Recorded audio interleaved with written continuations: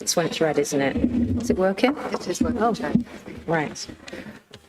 Okay, it's 2:00. We're going to make a start because I'm aware there's some kind of game going on later on this evening that people might want to get to. So we're going to start, and we're going to start with Councillor Adams, who's going to lead us in prayer. Thank you.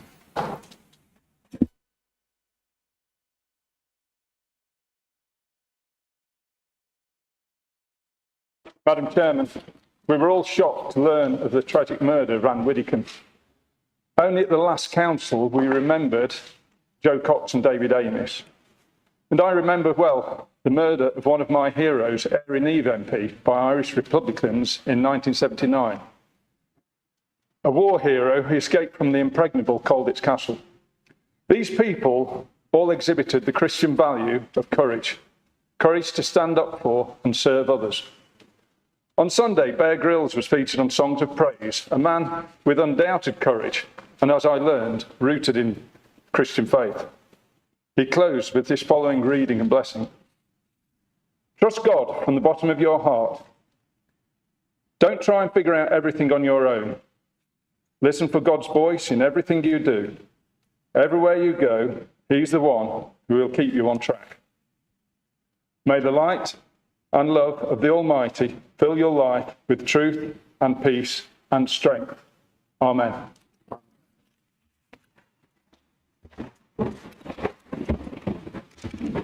Thank you, Councillor Adams. We're going to follow that with just a 1 minute silence in remembrance of Anne Widdecombe. If you wish to stay sitting, you can. If you wish to stand, but we're going to mark this with 1 minute silence, please.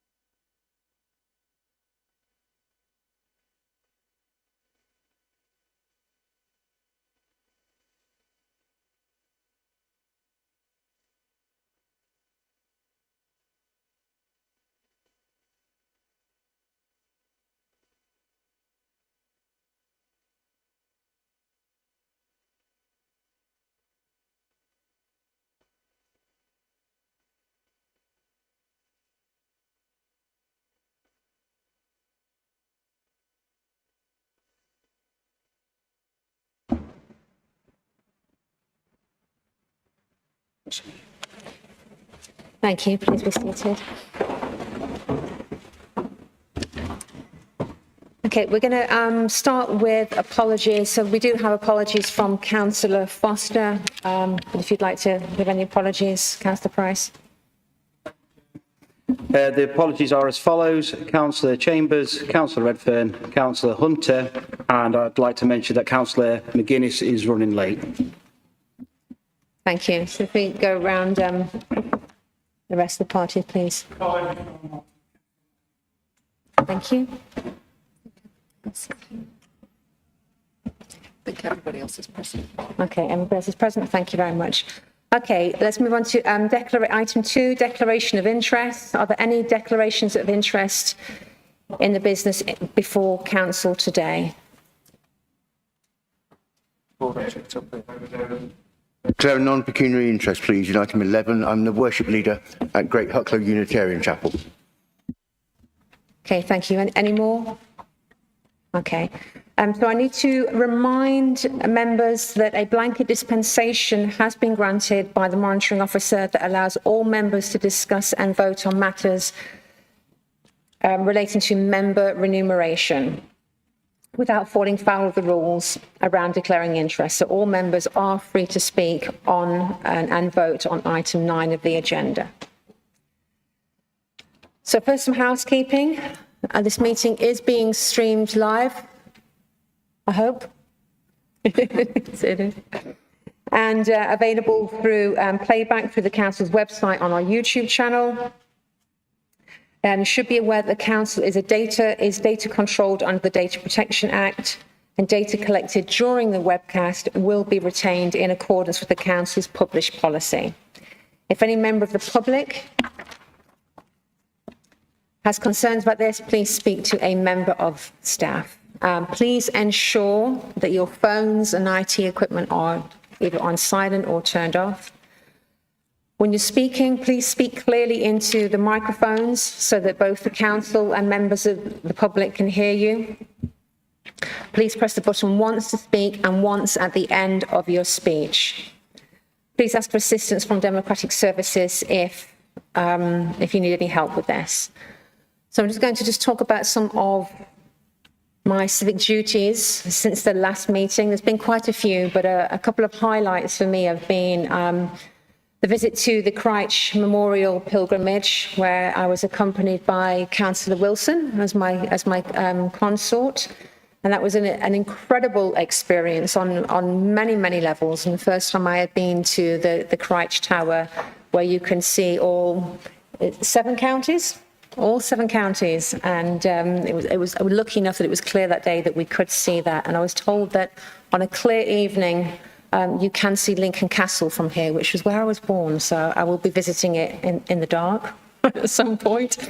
Another event that I went to on this Friday was the Buxton International Festival, which is on for 2 more weeks. So if anybody does get a chance to go up there are some amazing things up there. It is a wonderful event, and it is attended by people far and wide.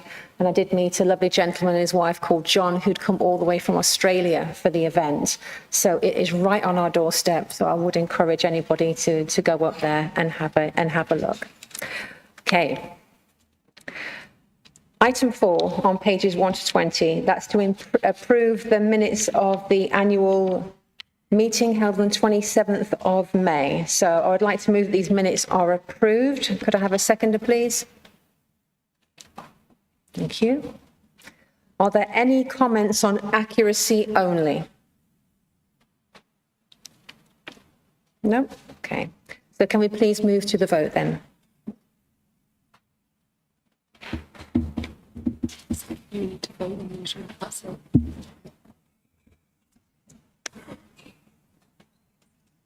Yep.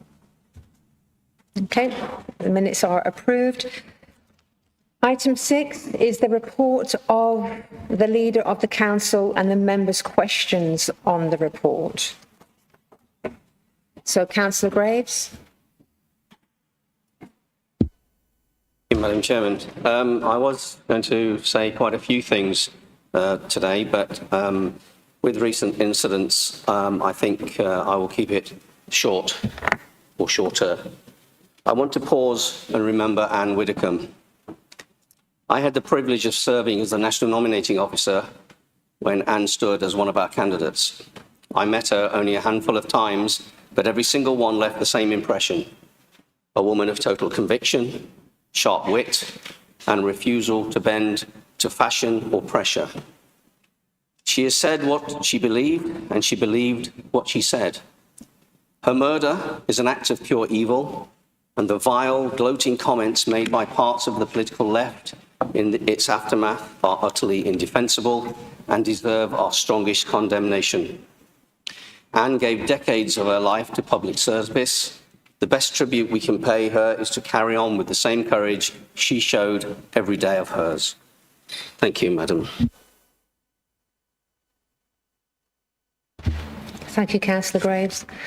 Item 7 is public questions. Ask if there's any questions on the leaders. Sorry, is there any questions on this? Councillor Major. Okay, go ahead, Councillor Major, please.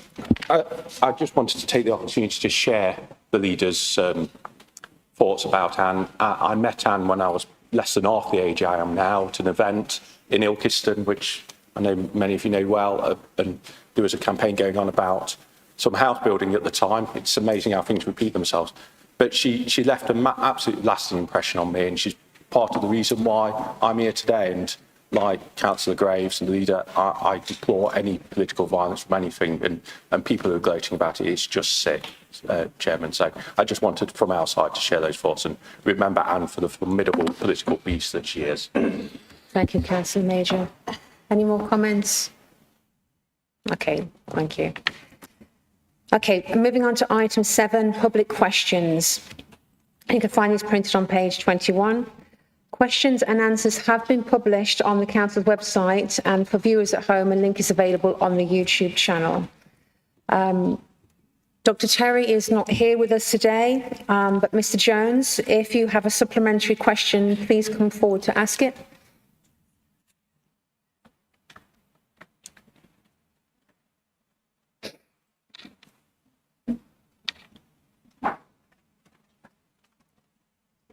Thank you.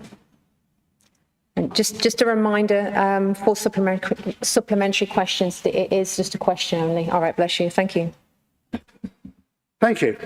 First, I'd like to thank Councillor Barnes for his reply to my question, and I do share his concern that the right provider is found for the services aid of Belfield.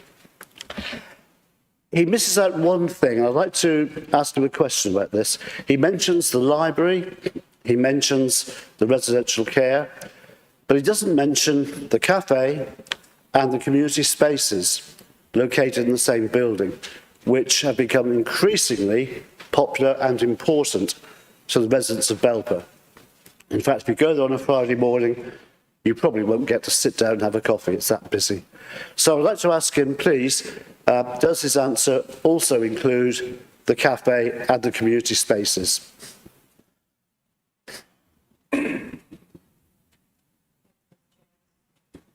Thank you, Mr. Jones.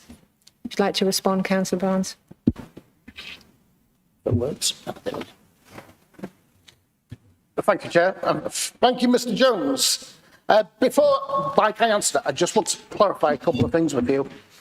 You made some public comments recently in the press and on Facebook about no communication, no dialogue, no update, and no information, and no respect. Councillor Kinsella has consulted with myself and officers on numerous occasions. Information has been given to him. I do believe that he is part of your group. And so I just want to ask if there's any communication and dialogue within your own group. But to answer your question, the subject on the community spaces and the cafe has been put within the schedule with the supplier, which we're contracting with, and it's up to them to decide. Sorry, Councillor Barnes, you just have to respond to the question. Sorry. I just have. Okay, thank you. Thank you.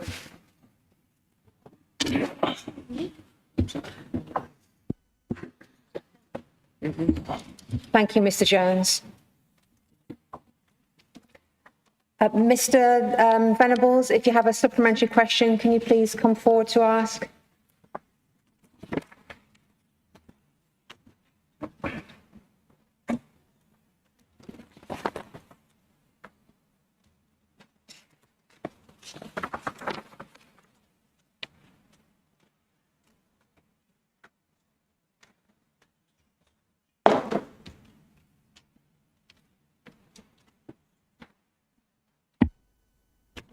Thank you, Councillor Lawson, for answering the question. My supplementary really is about, you refer to the main way the council can afford to pay extra costs is by increasing the council tax. I wonder, my question is, are there other hints of ways you intend to cut in the near future? And how much have you received from central government to deal with issues such as SEND, care homes and potholes? Thank you. Would you like to answer that question, Councillor Dawson? Yeah, thank you, Mr. Venables, for your supplementary, well, the original question and for your supplementary question. There are three main sources of funding for the council. As you've alluded to here, that obviously that's council tax. There's also business rates. Sorry, there are three main sources of funding for the council. One is council tax, which is obviously what your question refers to. The other is the business rates or redistribution of business rates that's organised by central government. And then there's also central government grants, which up until recently were issued annually. So there was no clear foresight in terms of predictability. This last year, in this last budget setting period, which for our budget that was set in February, we did have a 3-year settlement from the government funding. However, that funding was woefully inadequate in terms of future planned spends. We had it's approximately around about a 3% increase for this current financial year that we're in now, based on the previous year's funding. And then subsequent years, it's less than 1%. And as we all know, most, inflation is generally around about the 3% mark.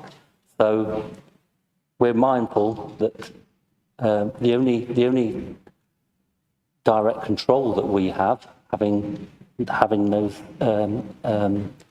that funding from central government determined by various departments within central government, the only control that we have is on the amount of funding that we can collect through council tax. And some of that is through growth, through some new houses, obviously, but that's fairly limited, as we all know.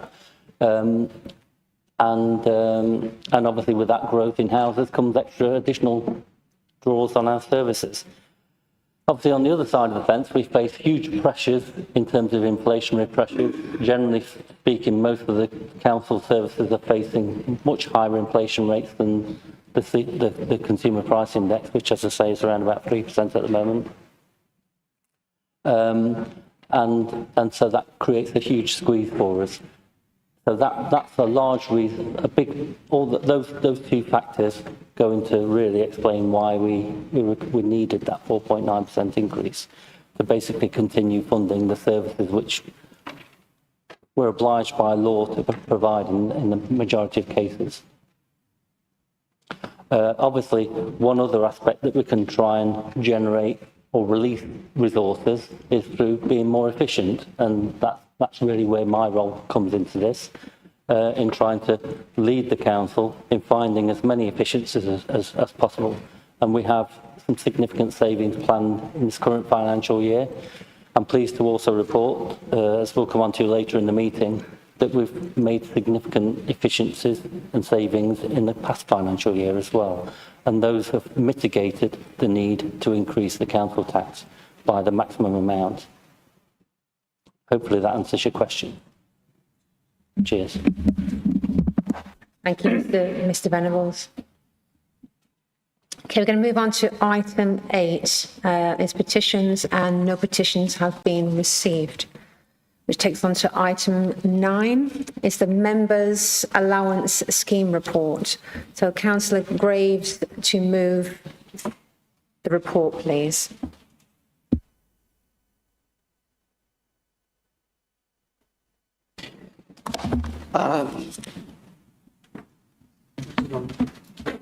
When you were doing this? No?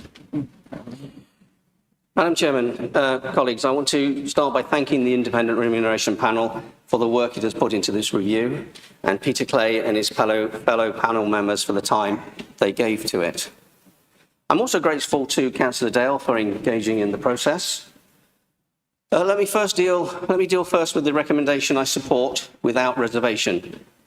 The panel has recommended that the special responsibility allowance for cabinet support members be reduced from 18% to 6% of the leader's allowance.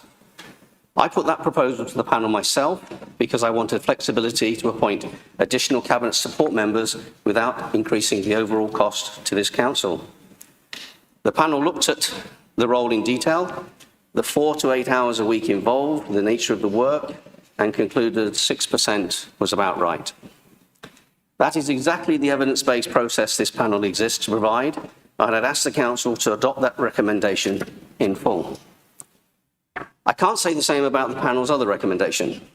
In March, this council voted to reduce the special responsibility allowance paid to the leader of the main opposition from 45% to 30%, and to direct the saving, along with the foregone cost of living increase to the basic allowance, into the members' community leadership scheme, so that money reached every ward in Derbyshire rather than sitting in a single allowance. That was a decision taken by this chamber, and it was taken for a specific reason. Since the elections of May 2025, the main opposition group has lost 2 councillors and now represents around 15% of this council's membership. Special responsibility allowances exist to reflect the responsibility being discharged. When the group a leader leads shrinks to close to a sixth, it's reasonable for this chamber to ask what that role now warrants. Under 2003 regulations, we are required to have regard to the panel's recommendations. We are not, however, required to adopt them, and on this occasion, I don't believe we should. I'd ask colleagues to look closely at the evidence the panel has put in front of us. Its own comparative tables show no consistent relationship between opposition size, group size, and allowance levels at all. Nottinghamshire and Lancashire pay well above what we pay. Leicestershire and Lincolnshire pay less. Several counties don't even pay a single leader's allowance at all, and instead spread the support across several spokespeople. The panel's own report concludes it isn't possible to draw substantial conclusions from that data. Yet from that same inconclusive comparison, it has recommended restoring one specific figure, 45%, in full at an additional cost to this council of £6,281 a year. I gently ask why. In this same report, this council is being asked to accept 2/3 cut to the Cabinet support allowance, a role that will, in this administration, be filled by my own colleagues. I raised no objection to that scrutiny. I invited it. What I would ask the panel and this chamber is to consider why the allowance paid to one member, the Conservative group leader on this occasion, warranted 2 dedicated meetings, a formal interview, and a recommendation to restore it in full, when the reduction in question was a direct, proportionate response to a change in that group's own size, a change that is a matter of public record. The panel is and should remain independent, and I don't doubt the good faith of its members, but independence has to cut both ways. It means holding every allowance to the same evidential standard, not a lighter touch where a reduction affects my own party's members and a heavier one where it affects the leader of the opposition. I'd ask the panel in its next review to look again at how allowances scale with the group size across the whole scheme, so the principle is applied consistently to every group, not only when one group raises it with the chairman. Before I close, I want to address something directly, because it was said publicly this week, and it needs answering in this chamber rather than left to sit in newspaper comments section.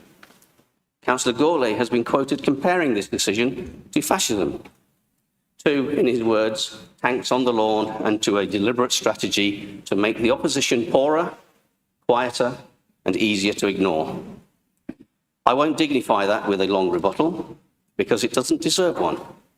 Fascism is not a special responsibility allowance, moved from 45% to 30% by a recorded vote of elected members in public in this chamber, followed by an independent panel review that this council is now debating in the open.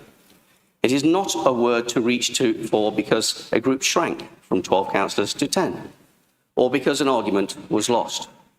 Comparing a lawful, transparent decision of this council to an ideology responsible for the death of millions doesn't strengthen scrutiny. It cheapens the word for the people to whom it may still mean something, and I'd ask Councillor Gourlay to reflect on that. I'd also note that if it were, as implied, some campaign to weaken opposition voices, it is an odd one. 2 of the councils that pay their opposition leader more than we do, Nottinghamshire and Staffordshire, are themselves reform-led, paying 66% and considerably more respectively. If silencing opposition were the goal, we appear to be going about it in a strange way. I said in March, and I'll repeat now, nobody needs an allowance to scrutinise this administration. Councillor Dale has scrutinised us robustly without it, and I expect he'll continue to. The change in March reflected the size of the group he leads, nothing more and nothing less. For today, I recommend that Council agree the panel's recommendations on the Cabinet support members' allowance in full and retain the Leader of the Opposition's allowance at 30%, reflecting the size of that group as it stands. I want to be clear, this isn't personal. Councillor Dale has represented his group's interests robustly, and I respect that. It's about ensuring allowances in this council are set in a proportion to responsibility consistently for every group all of the time. For clarity, Madam Chairman, 1, we note recommendation 1 in the panel's report, but leave the allowance paid to the leader of the main opposition group at 30% of the leaders of the council. And 2, in terms of recommendation 2 in the panel report, we agree to decrease the special responsibility allowances paid to the role of the cabinet support member from 18% to 6% of the leader's allowance. Thank you. Thank you, Councillor Graves. Can I have a seconder, please? Okay. Are there any questions or contributions from members, please? Councillor Major. Thank you, Chairman. When we was last standing here and discussing this subject, we felt it wasn't well thought through, and I know many members of the controlling group also agree with that concept, because many have expressed their disappointment that the leadership of your group has taken this decision. Since then, we've had a well thought out report written who's clearly gone into great detail to look at the evidence about what the leader of the opposition should be paid. And it was found that it was at the right level. And I do worry that you are ignoring that out of spite. And if you want a healthy democracy, a democracy that deplores political rights, deplores the things you just said, it's important that those who have power treat those who don't fairly. And I would ask you to reflect on that. But despite that, Chairman, I'm not going to move an amendment to change it to be the proper amount. What I'm going to suggest is an amendment which would limit SRAs so that members could only receive one SRA, special responsibility allowance, each. Because there's at least 2 members in this chamber who receive 2 SRAs. One of them which takes their combined income from councils to almost £80,000 a year. So that gives you some idea who that may be. So I'll table an amendment that members can only receive 1 SRA allowance. Thank you, Councillor Major. Councillor Fordham, please. Sorry. Thank you, Chair. I think Councillor Major just played tit for tat while saying it wasn't personal. You made a trivial point, so I'll make one back. Pretty poor. The simple truth is, it's an independent panel. That's it. There was something Councillor Graves said when he said about them, whether or not they were truly independent. I'm not sure I understand the significance of whether they're independent or truly independent. I hope, which you will carry with your votes, means that those members of the panel who are independent still feel able to continue and you do not trigger a bigger crisis than is needed. We should not be discussing this. In the macro scale of what responsibilities we have, children in need of adoption, budgetary constraints, service delivery restrictions, this should not be on the agenda at all. We should get the report, we should accept it. Perhaps, however, Councillor Dale could resign and do a by-election and pay for it himself and thus override all the decisions of the chamber. That would be fun, wouldn't it? Moving to the other item, however, which was raised about fascism. Councillor Graves and I are on the same page, I think.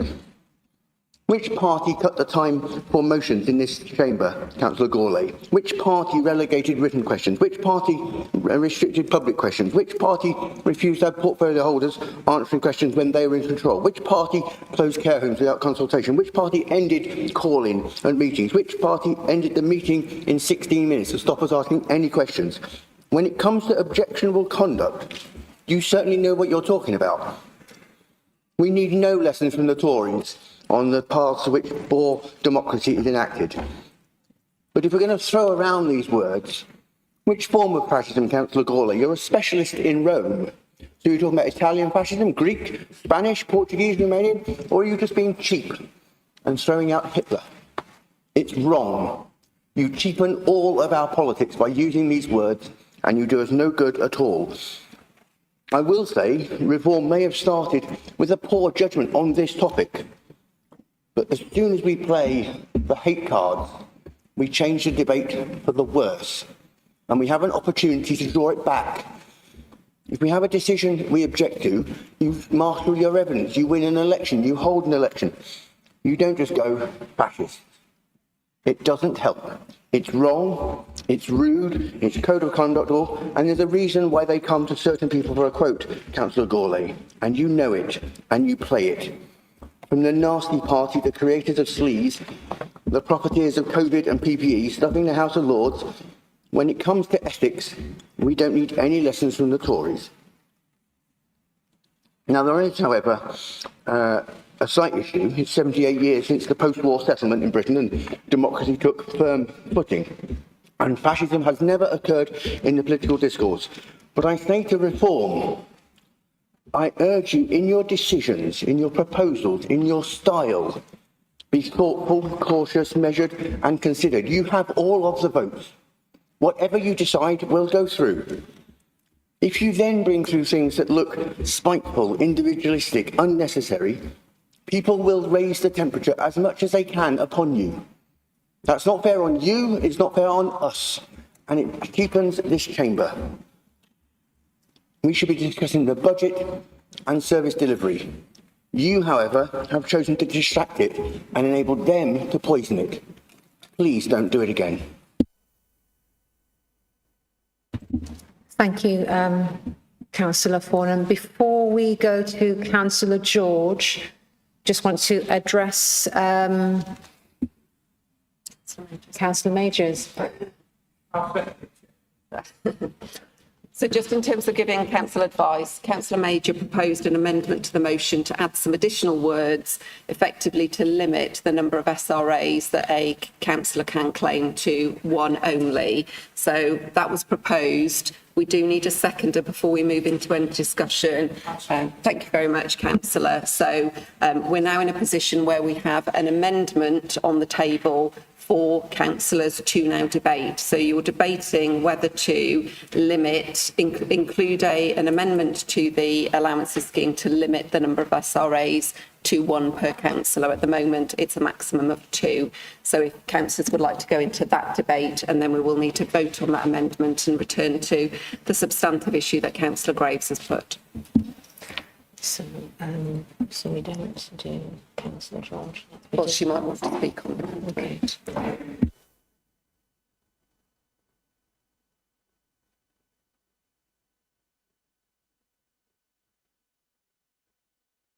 Going to address now. So any questions on the amendment, and then we'll vote on it. The amendment and on the motion as well. So we'll do the amendment only, and then we'll do the other one afterwards. Okay, thank you. Regarding the amendment, we've had the tit, and this is the tit for tat. Or we've had the tat, and this is the tit for tat. This chamber should be above such things. We are all adults here. We are sent here by our representatives to deal with very serious matters, to deal with children being taken into care, to deal with adults who have got disabilities. We have been sent here to make sure that this council keeps within its financial budget, and we are leaders and are seen to lead our communities, not play playground politics with each other's allowances. This is why we have an independent remuneration council. This is why they look at these matters fairly. We as councillors have an obligation to treat all other councillors from whatever party fairly and with respect. We should do the same for the independent remuneration panel and the work that they have put in. They are there to protect us all from allegations of personal politicising and of spite. And we need to take heed of that, because once we go down that route, once we start being personal, being spiteful, then politics as a whole is undermined, and we as politicians are all undermined as well. We are here to do a serious job, whether it's an amendment that affects one or two councillors, whether it's a motion that affects one councillor in particular. We have an independent remuneration panel that is fair and just. We should follow that, and all please behave like grown-ups, stop this and concentrate on what the people of Derbyshire have sent us here to do. Thank you. Thank you, Councillor George. Councillor Hatchett, would you like to speak on the amendment? On the main proposal. Okay. Anybody else want to speak on the amendment? Yeah. Does anybody else want to speak on the amendment? Councillor Greenhalgh? Thanks, Chair. I was going to speak on the substantive motion, but I think the points are the same for... I think, as others have said, we have an independent remuneration panel so that we don't have this type of debate in the chamber. I don't think it's what many elected officials want to be doing, deciding the rate of pay. That's exactly why in our system we do have an independent remuneration panel. And although in terms of this amendment, I actually agree with that suggestion, for the same reason that I wouldn't support any deviation from the independent remuneration panel's considered advice, I don't think I would be able to support the amendment for the same reason.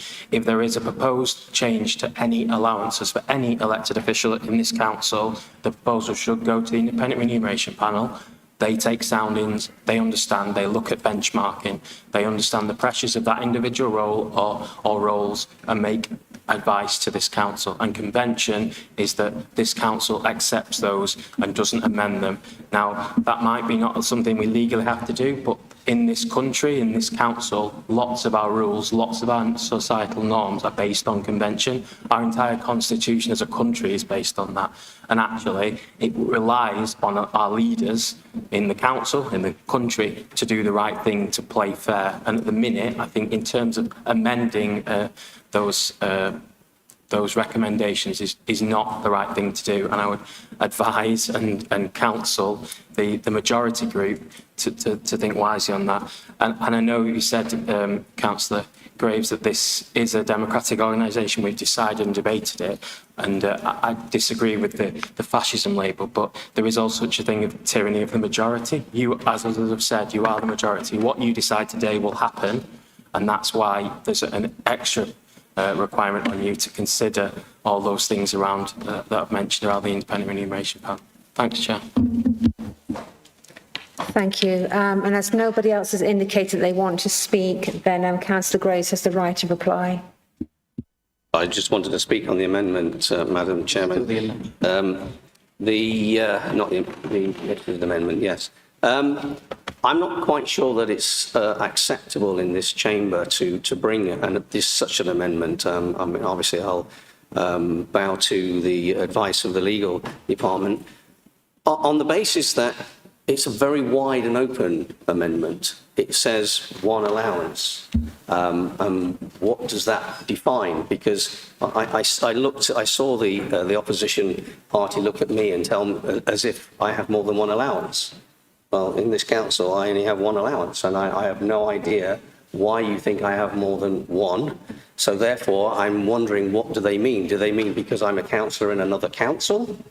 Do they mean something like that? Because there are quite a few councillors here, that, including yourself, Councillor Dale, that's on two councils, and I wonder if they mean that. So I think there is no definition of what they mean by a single allowance. Do they just mean this authority, or do they mean other authorities that we sit on? There's also MCA. People sit on MCA. They have a small allowance. So it'd be very interesting. The fire authority.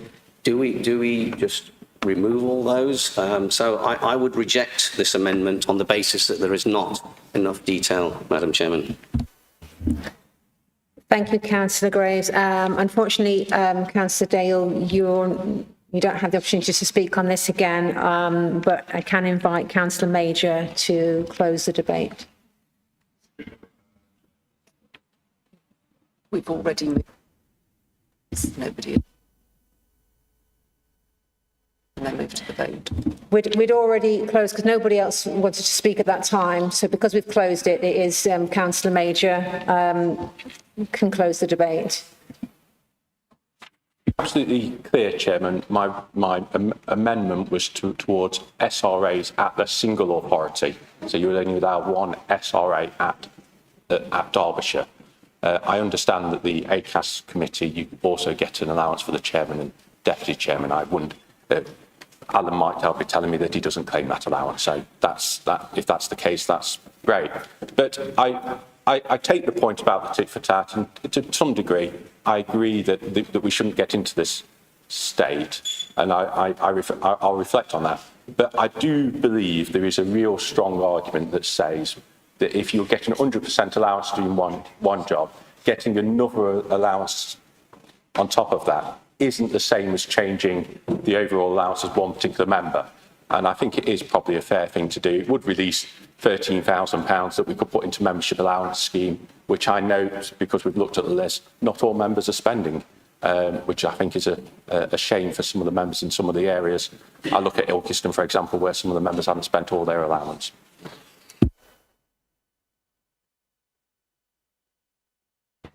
Okay, thank you very much. We're going to move to the vote on the amendment.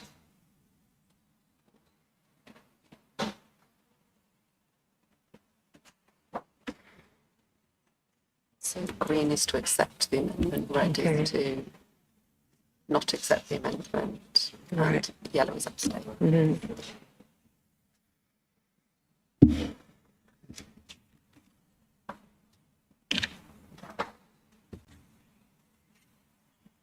So the amendment has been lost, so we go back to the debate on the substantive that Alan's proposed.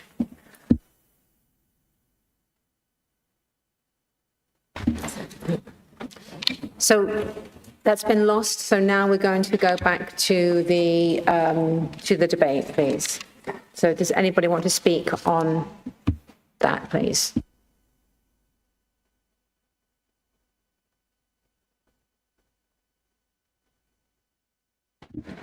Okay, Councillor Hart. Thank you, Chairman.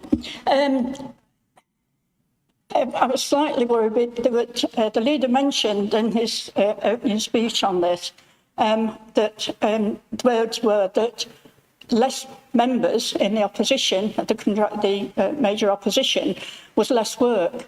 Actually, that was raised at the committee when Mr. Clay, the lead member, the chairman of the Independent Remuneration Panel, actually joined the meeting.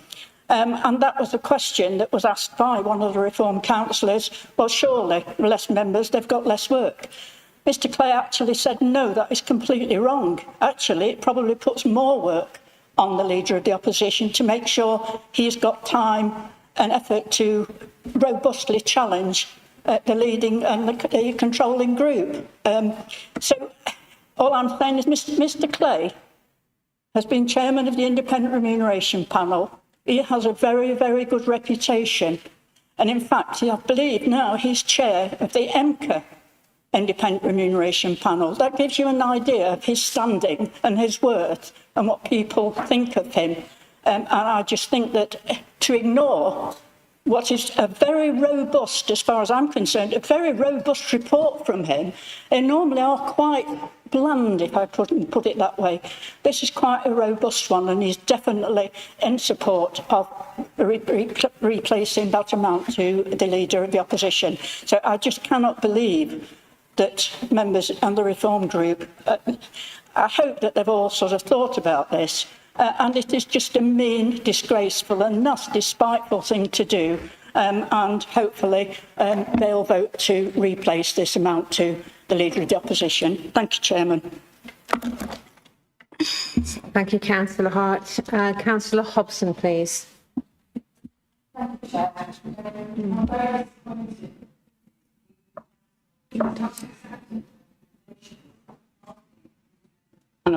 I think it reflects badly on the leadership of the council. You know, we are in a democracy. The Leader of the Opposition, no matter what size it is, has a really important role to play.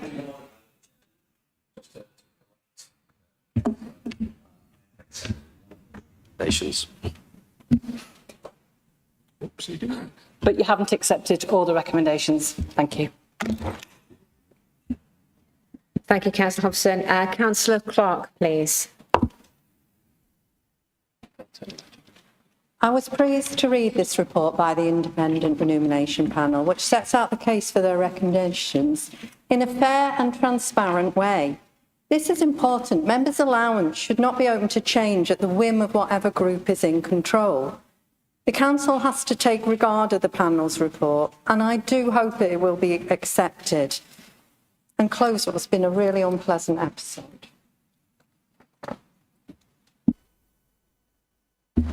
Thank you. Councillor Somerville, please.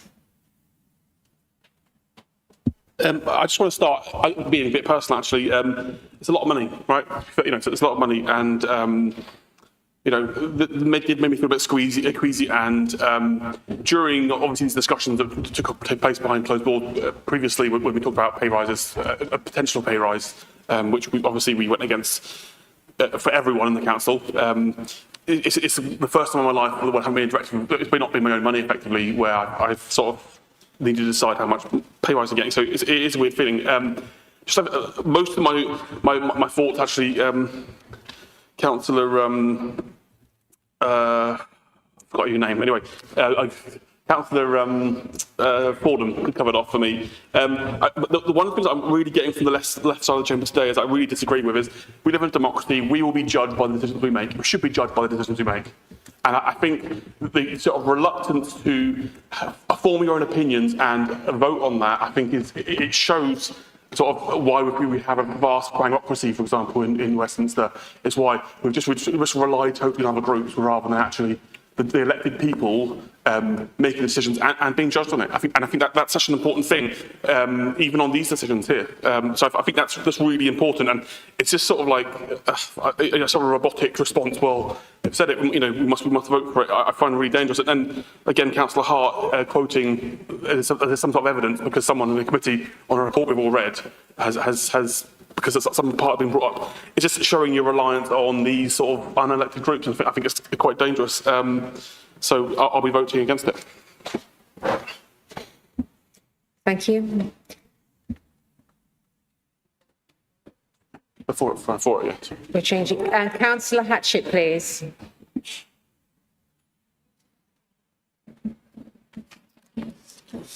Thank you. I don't know where the best place to stand is. So I'm a member of the Governance, Ethics and Standards Committee. So the sort of story of this, from my point of view anyway, is that the Independent Remuneration Panel put forward its very carefully considered proposal to the panel, to the committee, I think at the end of February. The committee talked about it and agreed to support it and to send it on to full council. The committee is, I think, a majority of reform councillors, so they voted for it to come to this council. When it came to this council, we were, I think, well, certainly I and many others were taken aback to suddenly discover that we weren't talking about the paper that had been circulated, but a different paper, which included this proposal to reduce the allowance for the leader of the opposition. So we had, as you'll remember, very little time to think about it and decide what to do about it. And it seemed a very,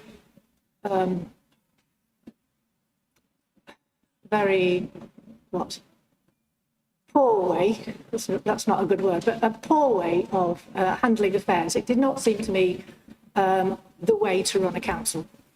So I was quite upset about that, and I think a lot of other people were too. So at that point, of course, all of Reform voted for it. And then it went back to the Independent Remuneration Panel and has come back to Governance, Ethics and Standards again. From the report of the Independent Remuneration Panel, the second report, they said they had received no evidence from Councillor Graves as to why the allowance should be reduced. So Councillor Graves has come along to this meeting today and is trying to justify the reasons for reducing it, which is basically that there's less work to do. So what I don't understand is why the panel said that there was no evidence, because did he put those arguments to the panel, in which case either the panel didn't understand them or decided that they didn't actually constitute as evidence or whatever. So did he put those arguments to the panel, in which case he didn't change their mind as to what allowance should be, or did he not, in which case why didn't he? So I don't understand what's happened there, and why, again, why are we doing it now? Anyway, the Governance Ethics and Standards Committee considered that report again and has agreed it again, including the reform councillors that are on it, that it should come to this meeting. So some consistency from the reform councillors would be welcome, I think, because we're just being, as a full council, we're just being manipulated on this, and I don't think it's at all acceptable, and it's not a good way to run a council. I would be interested in comments from Councillor Whitbread as the chair of that committee, or any of the other committee members. Thank you very much. Thank you. Councillor Mazzella, please. Thanks, Chair. I was just wanted to comment on Councillor Hart's comments. I asked the question inside the committee, and a direct question, not just to the independent panel member, but to everybody in the room as well. And not one person could actually give an example of where Councillor Dale was doing extra work because of the size of the party and everything like that. There was a lot of words spoken, but not one example was given. That's the reason why I can't vote for this at all. So, yeah. Thank you. Councillor Lawson, please. Thank you, Chair. I just want to really say that I'm frankly disappointed about many of the opposition comments that have been made in this debate. To be fair, I think some of them are quite childish and patronising, particularly aimed at those comments aimed at reform councillors, which is quite a unique combination, really, when you think about it. Councillor Graves has outlined his proposal, which is gone through and explained in a quite a pragmatic way how he's arrived at the conclusion that he's putting forward in terms of the opposition's leaders' allowance. And yes, I agree. We do take advice from the outside bodies, but we are the elected members. The power, as Councillor Major mentioned, resides in our hands. With that comes responsibility. We are responsible for making the decisions, not the outside body. We take advice from the outside body, but ultimately it is our decision. And we should look at all of these decisions in that pragmatic way, taking away all the emotion that's been mentioned in this debating chamber today. I think the emotion is irrelevant. It's all about pragmatism. What is being done and what should be paid in relation to that. And that's all that matters.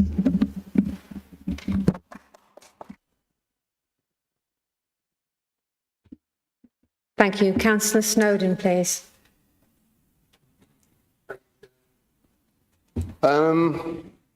Thanks. Yeah, I do disagree with what Councillor Lawson's just said. It's not about pragmatism.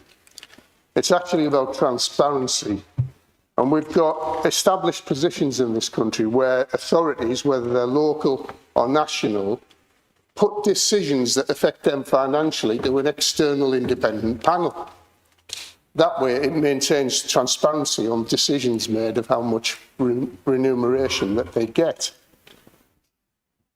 I do agree with the leader of the council group that decisions should be based on evidence. But that's what the independent panel does. They go off and they look at councils across the whole country and make recommendations based on that. And I think this should go back to the panel again and ask them to provide evidence on the decision they made, and let's base our decisions on evidence and not last-minute hijacking of meetings by dropping an amendment in 5 minutes before the meeting starts, which is what happened last time. Thank you. Thank you. Councillor Gourlay, please. I think what has come across in this debate to me has been the lack of clarity around councillors' allowances. Earlier, Councillor Graves referred to last week, and in that article it referred to him receiving allowances of £69,000. But within this debate, it turns out that he really receives another £10,000 allowance from this council for chairing the recruitment in terms of service committee.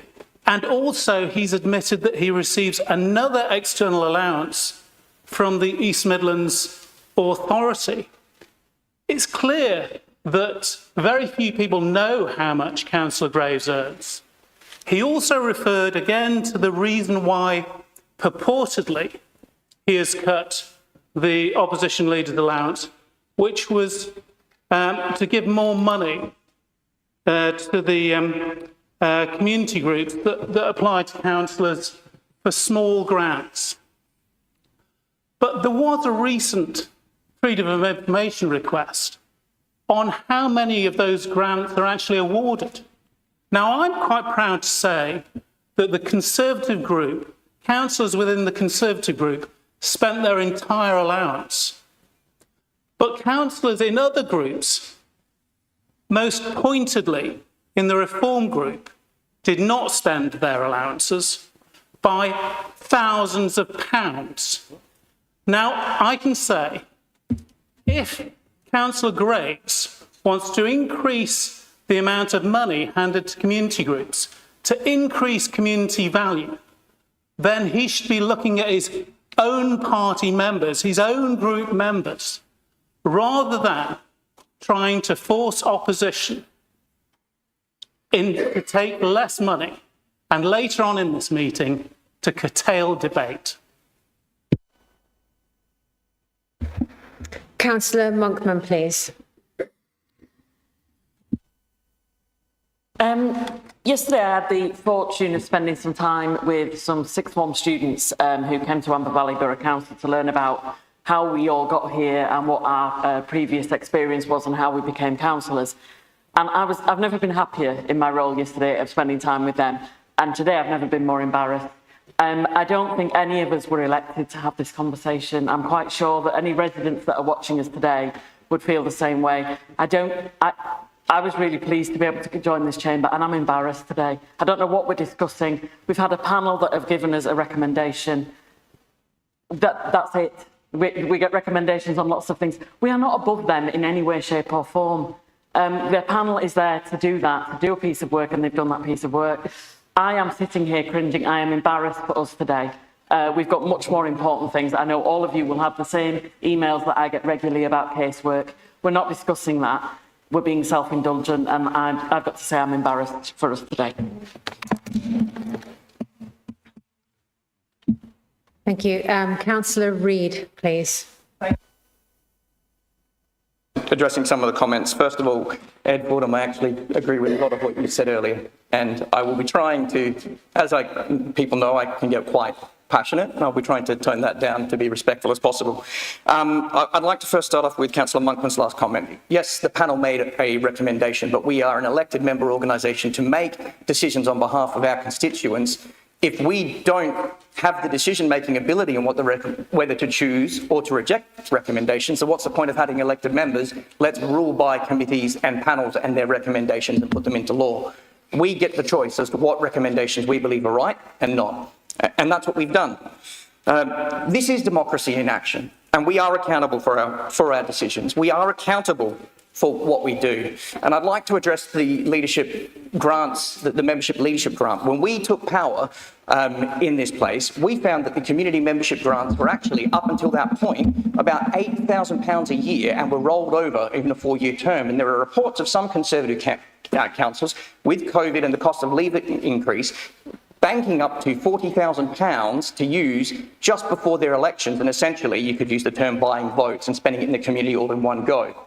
Now, this has changed now, where the $2,500 after the Conservatives have cut it, it's down to what members use. Now, members are all encouraged to use their community membership grants and use them for the good of their community. If people are struggling to do that, we will address that and get them to look at where they can use those grants. But I will break form a little bit here and say there is a bigger issue with this debate that I have concerning, that we are responsible for our actions on, and we are responsible as councillors as our conduct. And we have all said on this side of the chamber, quite frankly, I'm quite supportive of some of the colleagues to my left who have said that using words like fascism in the public arena to target other people from elected groups is abhorrent. It's abhorrent, and it shouldn't be done. And we have a famous quote I like is, they don't call you fascist, racist, or a Nazi or a bigot because they hate you. They call you a fascist, a racist, or a Nazi to kill you. That quote was from Charlie Kirk, and a couple months after he said it, he was killed. We just on the eve of Anne Widdecombe's tragic murder, we have a comment from a councillor tarring a political group as fascist. And I would like to hasten to add that this isn't the first occurrence. He's also been suspended from his party previously. What I'd like to do right now, though, is to say that this conduct hasn't stopped, even though there has been a previous formal complaint, and there has been an open letter now to Derbyshire Times about those comments and other things. And I believe those comments went further than the member in question. It actually was made similar comments by the Leader of the Opposition, drawing conclusions to fascism, firstly in this chamber, but secondly on Facebook. Having headlines like that in a paper, what do the public think about your responsibility in public office? What does that speak? Okay, thank you. Thank you, Dale, Councillor Dale.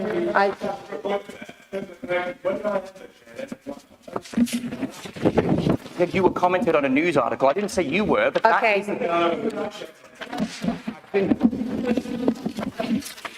Thank you.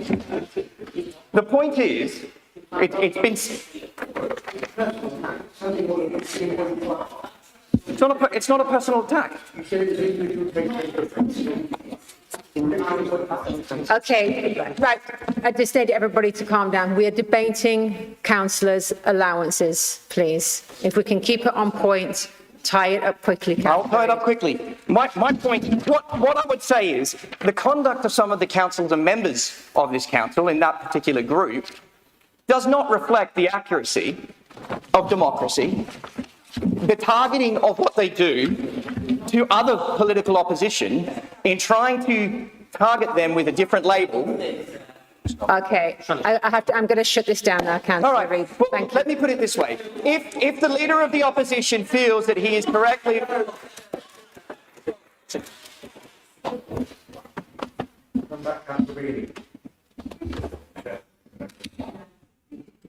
Right, can we all just have calm now, please? We're going to move on. I'm going to move to Councillor Whitbread. Please keep it on topic. Thank you.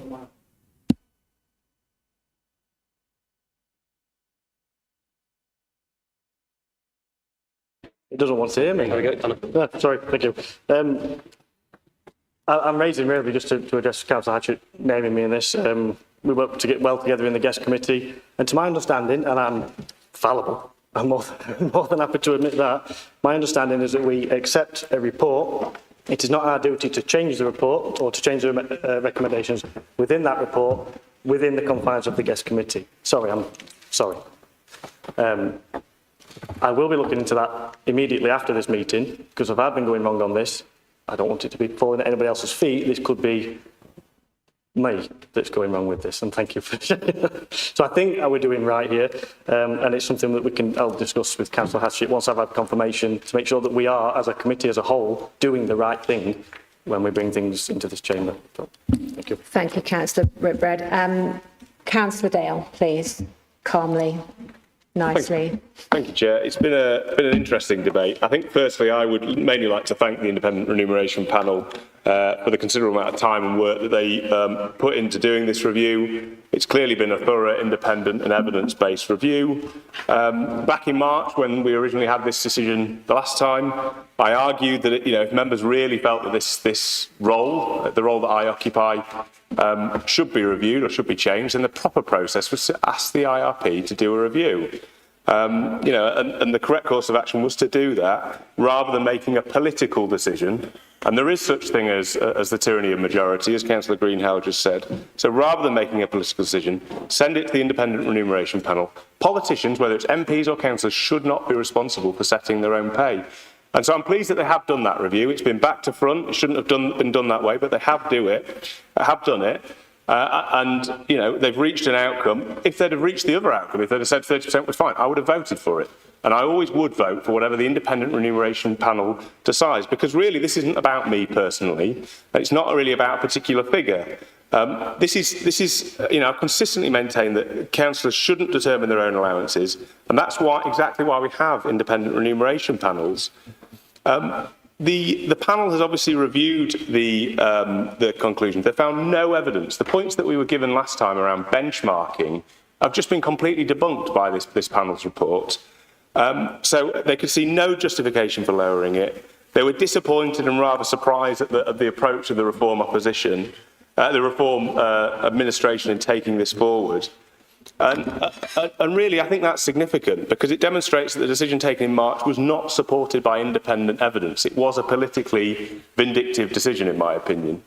And I think that's the outcome you reach when you get to it. But really, this says a lot more about the wider constitutional principle. As I say, it's not about me. It's not about my role in particular. It's about how we recognise the importance of opposition in a democratic organisation.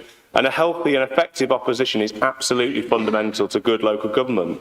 And you have to have robust scrutiny, and that benefits the administration. It benefits this council to have a proper opposition group that can function in a proper way. So I do hope that colleagues will reflect on that. I'm going to ignore most of the rest of the debate today because I do think it's been, frankly, a bit ridiculous. And I do think that the Reform administration does need to reflect on it. Yes, you may have the democratic right to do something, but it doesn't make it the care about putting more money into our communities, then why did you waste £11,000 last year by not spending your MCLS contributions? And why does the Leader of the Council not put his money where his mouth is and put some of that additional allowance into the MCLS as well? Let's all take a hit. If we're all taking a hit, absolutely. But if it's just the opposition group, then I just do not think that that's fair. Thank you, Chair. Here. Well done. Okay, as there's no more questions, I'm going to invite Councillor Graves to close the debate, please. Thank you, Madam Chairman. I don't think Councillor Dale was quite right in his speech. However, I think this has gone on far too long. I think Councillor Monkman made a very good point about we spending a lot of time on this particular subject. So I move to the vote. Okay, if we could move to the vote then, please.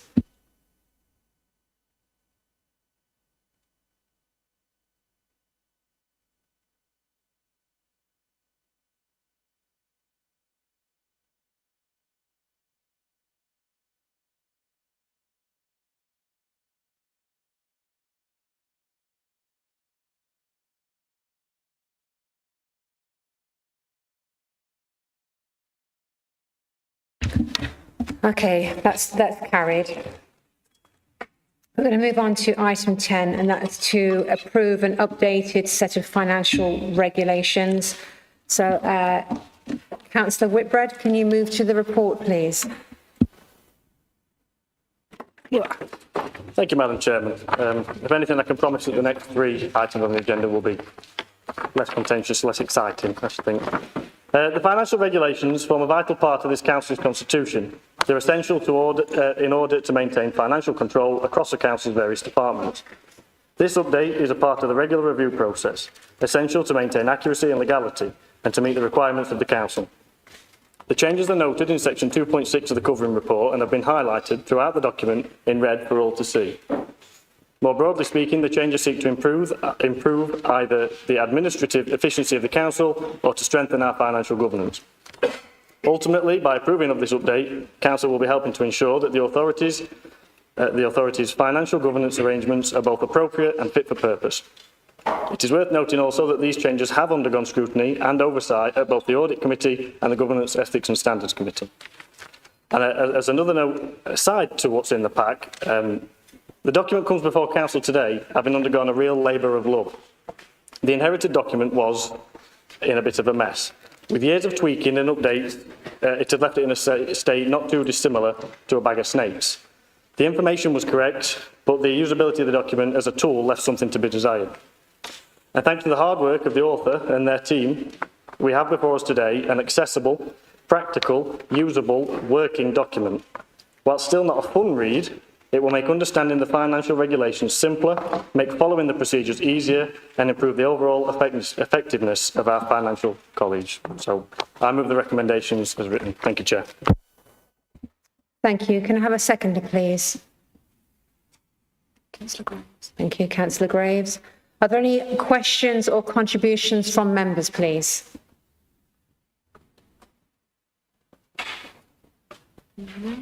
Okay, that's Councillor Whitbread to close, and let's move to the vote, please.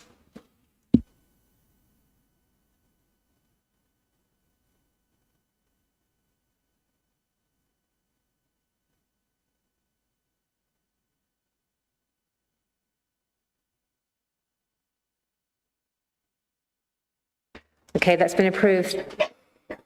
Thank you. Item 11 is to consider a new set of council procedure rules. And again, that's Councillor Whitbread to move the report. Again, can I just remind members that as per the Standing Order 19, this report cannot be agreed today. Once it is proposed and seconded, it must stand adjourned until the next meeting of council, please.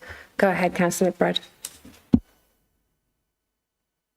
Thank you. I think you've saved me a job there explaining that one. So, thank you. This report concerns the council procedure rules, the standing orders that govern how we conduct ourselves and how we as a council conduct the business of the people of Derbyshire.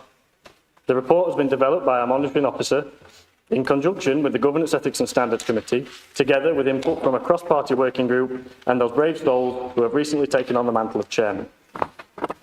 If we figure that the 105-page financial regulations we've just approved are the backbone of the council, we might also be inclined to describe this humble 17-page document as the voice box.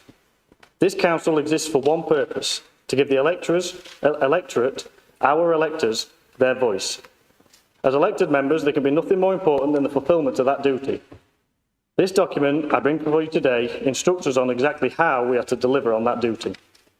Call me biased or boring, but I think this makes this document one of the most important and interesting 17 pages to come through this chamber. The purpose of this review is not to reinvent the wheel, nor is it to advantage one group of members over another. Its purpose is to ensure that our procedures remain clear, effective, efficient and fit for purpose. Some amendments simply formalise the effective practice adopted since our inception in May 2024.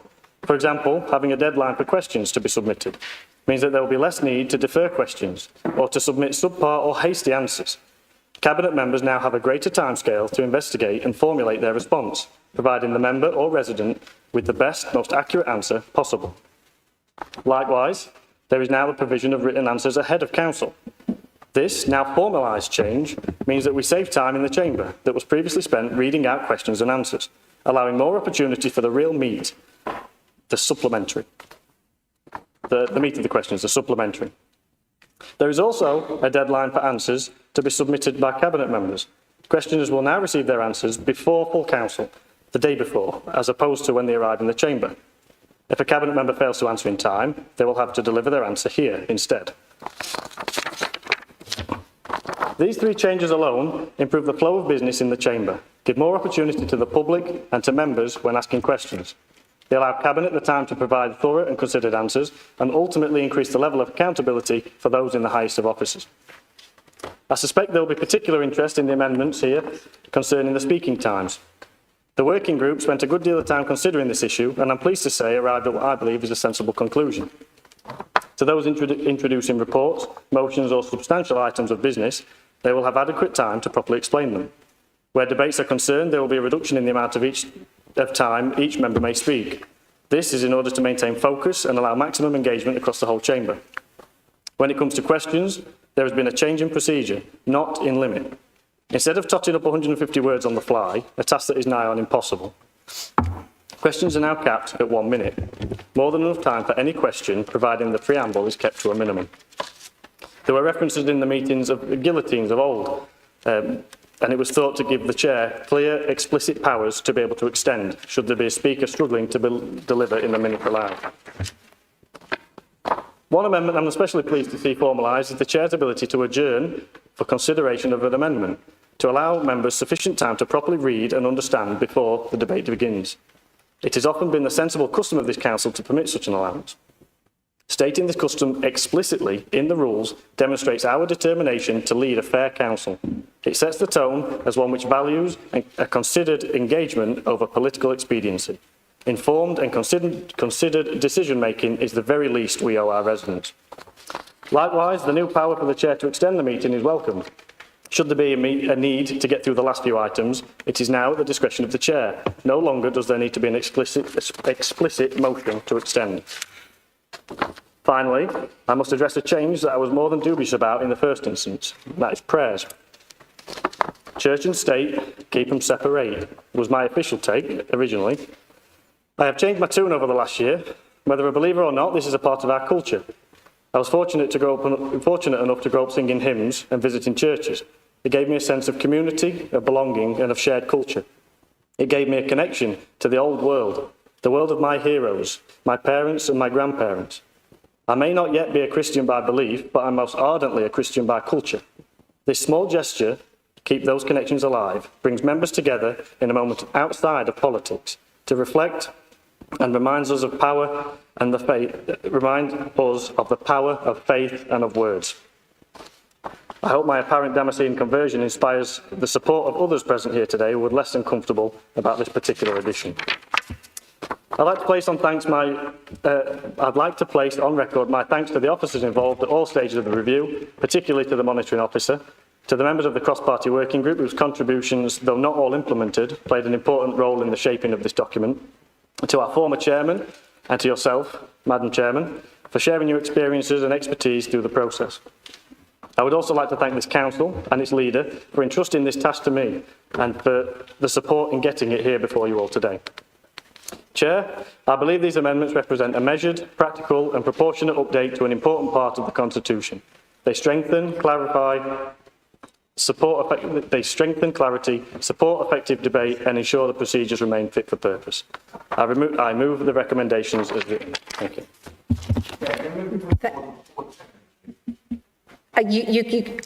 Just 1 second, please. Okay, can I have a seconder to that, please?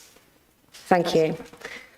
Just a reminder, I know there's some lights up, but there is actually no debate on this item once it's proposed, so there will not be any questions on this. Does it relate to that? Okay, I'll allow the point of order. If you can tell me what point of order number it relates to, please. In breaching standard orders, in breach of the Constitution. I didn't hear. Did you hear? I believe that the amendment, the amendment put forward to the Constitution will put us in breach of the Constitution. And I'm happy to spell out why. It's very brief.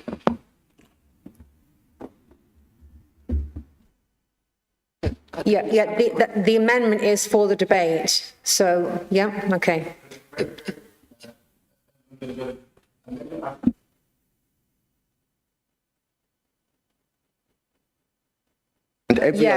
Councillor Fordham, this is debate now, and we're not allowed to debate on this item. I'm going to close it now. We can discuss it afterwards, but I'm going to... Under Appendix 3,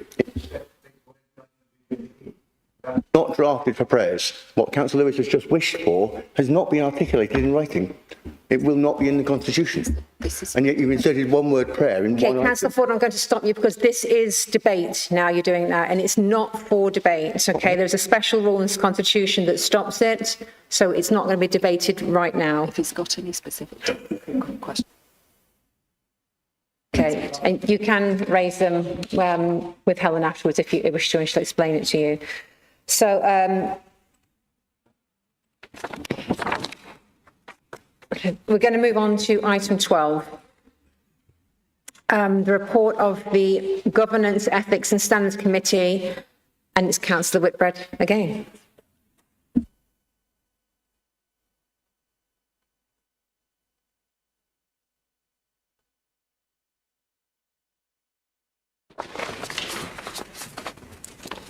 Thank you, Chair. It's my privilege once again to present the annual report of Governance, Ethics and Standards Committee for 25-26. Over the last year, this committee, its members and officers have formally assembled on 5 occasions, as well as twice in an informal capacity, to provide the crucial and critical oversight needed to maintain a healthy system of governance. As you'll see in the report attached, we have covered the regular topics such as gifts and hospitality, compliments and complaints, member conduct and induction.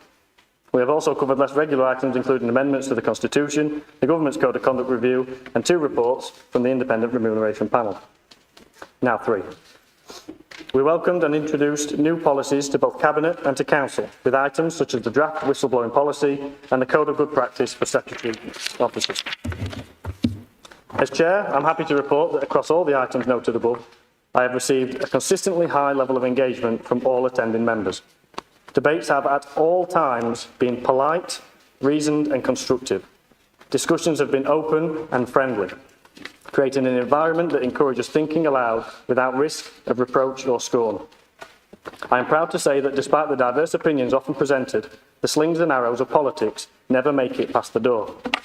I offer my heartfelt thanks to the committee membership for making this possible, through the ongoing respect and courtesy afforded to the Chair, the officers and, most importantly, to each other.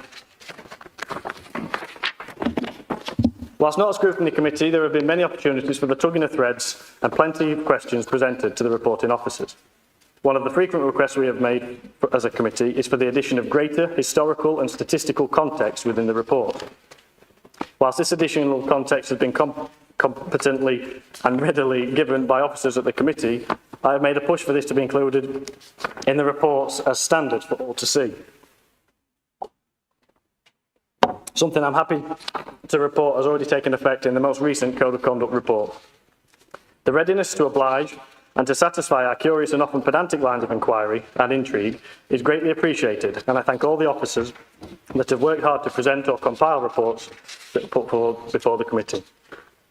The year ahead promises to offer significant challenges for Council, with LGR and the Government's Code of Conduct Review looming. There will be plenty of work for the committee to do. This committee stands ready to do all that it can to help support, to advise and, where necessary, to lead the way through turbulence and uncertainty. It is an honour to have been in this position the last year, and more so to have retained it.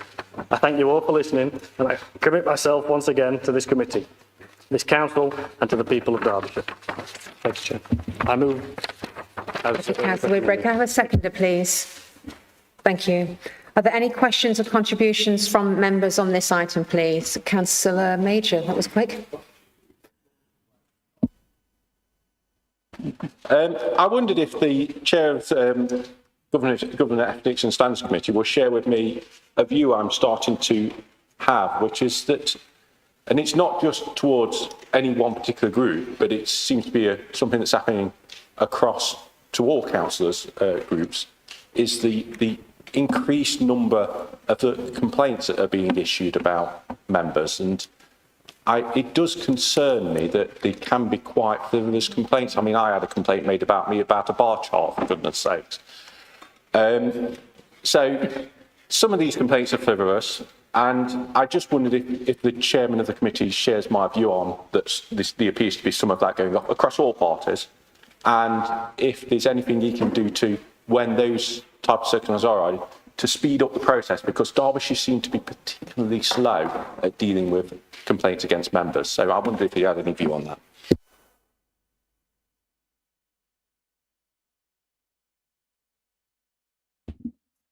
Go ahead, Councillor Whitbread. Yes, it's something that is noticeable. I mean, is it 19 in the previous year compared to 1 or 2 or 0 in the past? And I think it's a tragedy. We look at what's happened to Anne Widdecombe, and that is, it doesn't happen in a vacuum.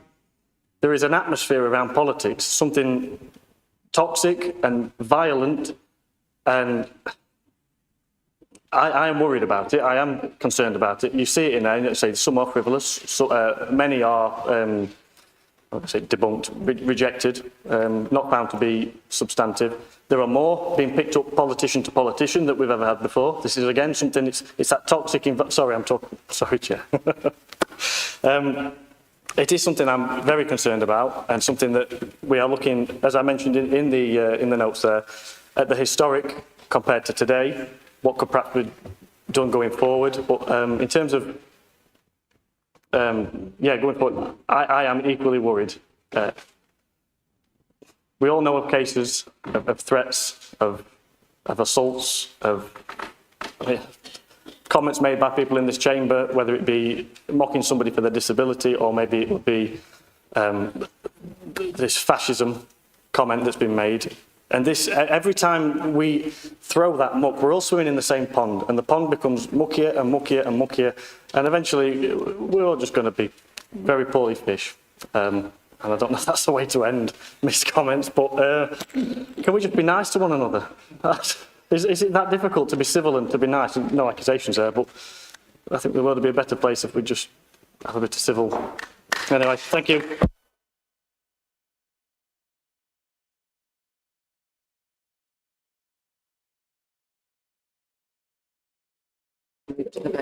Okay.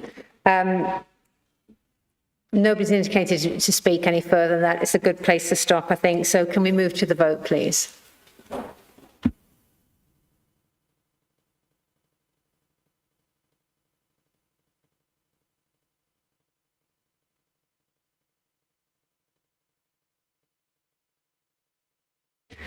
Okay, thank you. That's been approved. We're going to move on to item 13, is the performance and budget monitoring outcome report. So, Councillor Lawson, to move the report, please.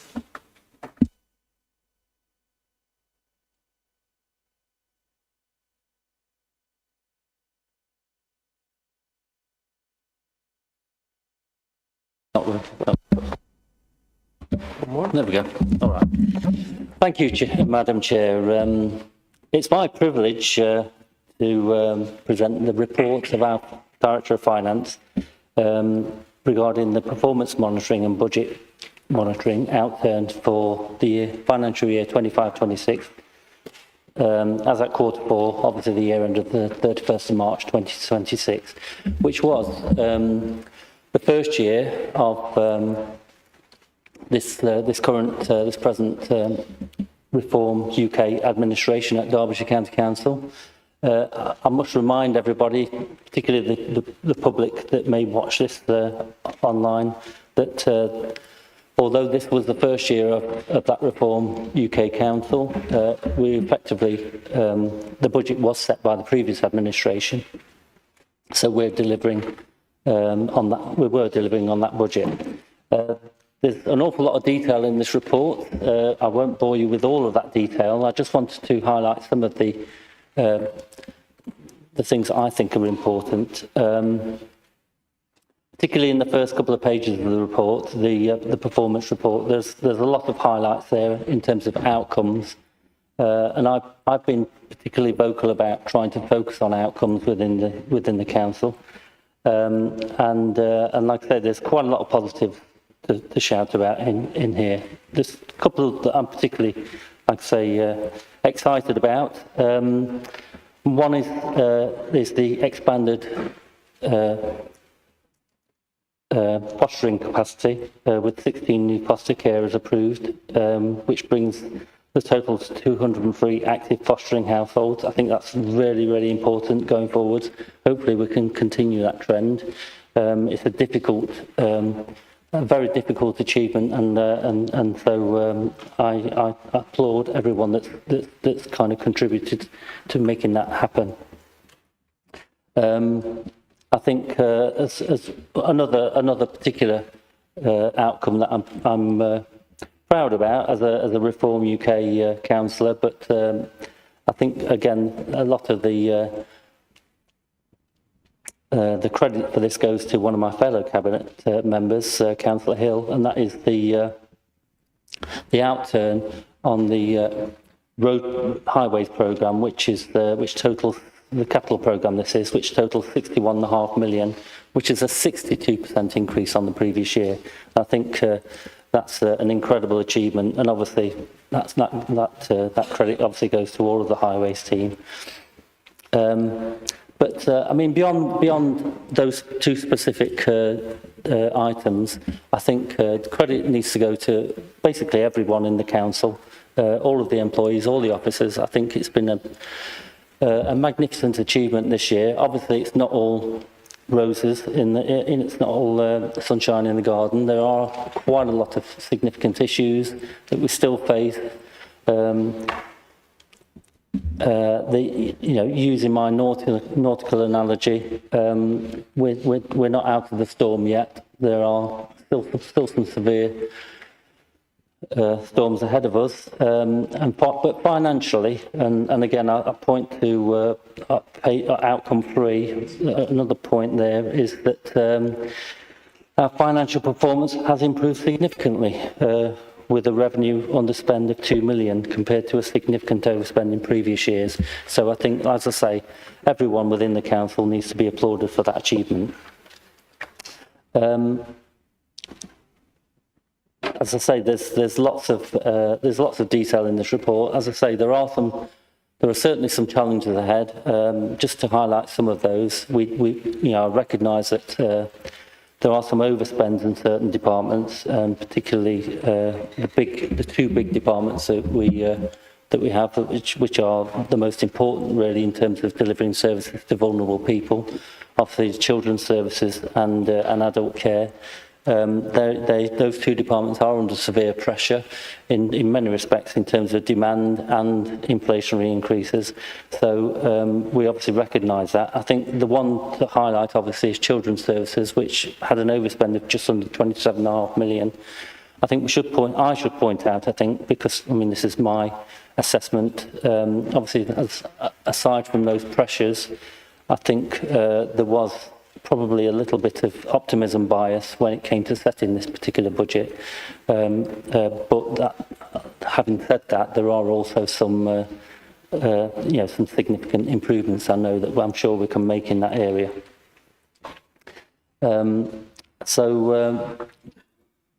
I'll move really to accept the recommendations in section 9 of the report. Thank you.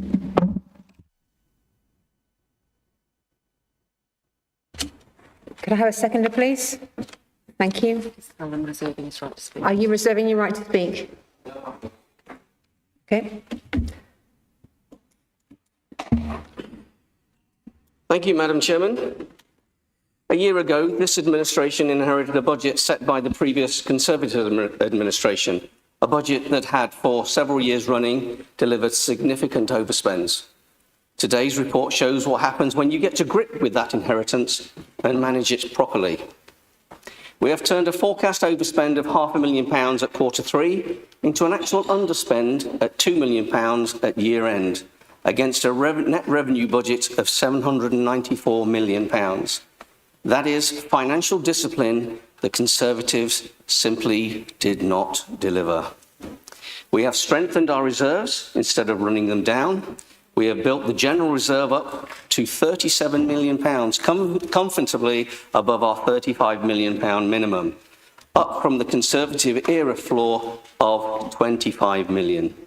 And next year's budget has been set without dipping into any of those reserves at all. We have delivered £35 million of savings this year, 93.8% of target, through a proper programme-managed approach to efficiency. That includes our council efficiency work, which is on track to deliver between 19 million and 43 million in further savings by 2028, redesigning how this council operates from the ground up. And this isn't just about numbers, it's about those whose numbers deliver for residents, We have invested more in our roads, as Councillor Lawson had said, 61.5 million of highways delivery, a 62% increase on the previous year, fixing carriageways, retaining walls and landslips that were neglected for far too long. We have secured £73 million in growth funding, supporting 475 entrepreneurs, more than double our target, helping create 60 new businesses and 112 new jobs, both comfortably beating what we set out to achieve. Our Invest in Derbyshire campaign is now attracting a pipeline of development worth billions of pounds into this county. We have protected the most vulnerable. Our Stronger Families team kept families together and saved this council over £3 million, while 9 of our 12 children's homes were rated good or better by Ofsted. As Councillor Lawson has said, we found 16 new foster carers. We've helped over 280 disabled residents towards employment, with 88 into paid work. We delivered over 33,000 grocery vouchers and nearly 15,000 crisis payments to families struggling with the cost of living left behind by years of Conservative mismanagement nationally. We planted 80,000 trees across 47 sites, published our first biodiversity report and local nature recovery strategy, and brought communities together through around 100 cultural events across 6 towns this year. But none of this means that the job is done. We know special education needs support and parts of our highway still need improvement. And we are honest about that. But out of our 25 strategic objectives, 20 or 80% are showing good progress. This is what Reform UK delivers in office: honesty about inheritance, discipline about the public's money, and real improvements for the people of Derbyshire. We didn't write this budget, but we have delivered against it and delivered for the residents. That is the record we stand on.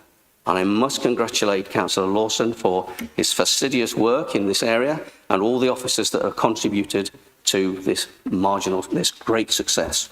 Thank you.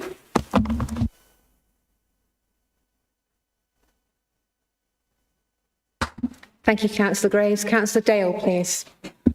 Yeah, thank you, Chair. I want to highlight, I think, 3 particular areas of the report. The first is on highways. I think given the state of our roads, regardless of how much has been done, given the state of our roads as they currently are, which is still not in a fantastic state, let's be honest, how do you think residents will actually feel to know that the highway service has underspent that budget by £1.5 million? Surely residents want to see us investing in highways as much as possible to get the best possible highway improvements. And I also have heard rumours around the council that the lack of capacity in the highway service is going to impact on the delivery of that capital programme. So I really would like to see some efforts to address that underspend. We shouldn't be underspending in highways. We know, all of us know from our own postbags, that the roads are one of the biggest issues. We absolutely need to be spending that budget efficiently. And to underspend so significantly is not an achievement at all. That's a failure of this administration. The second point is in relation to children's services, clearly overspending by a very, very large amount. No one can deny that. I have to say I was pretty surprised by the comments of some Reform councillors recently reported, I think in the Resources Scrutiny Committee.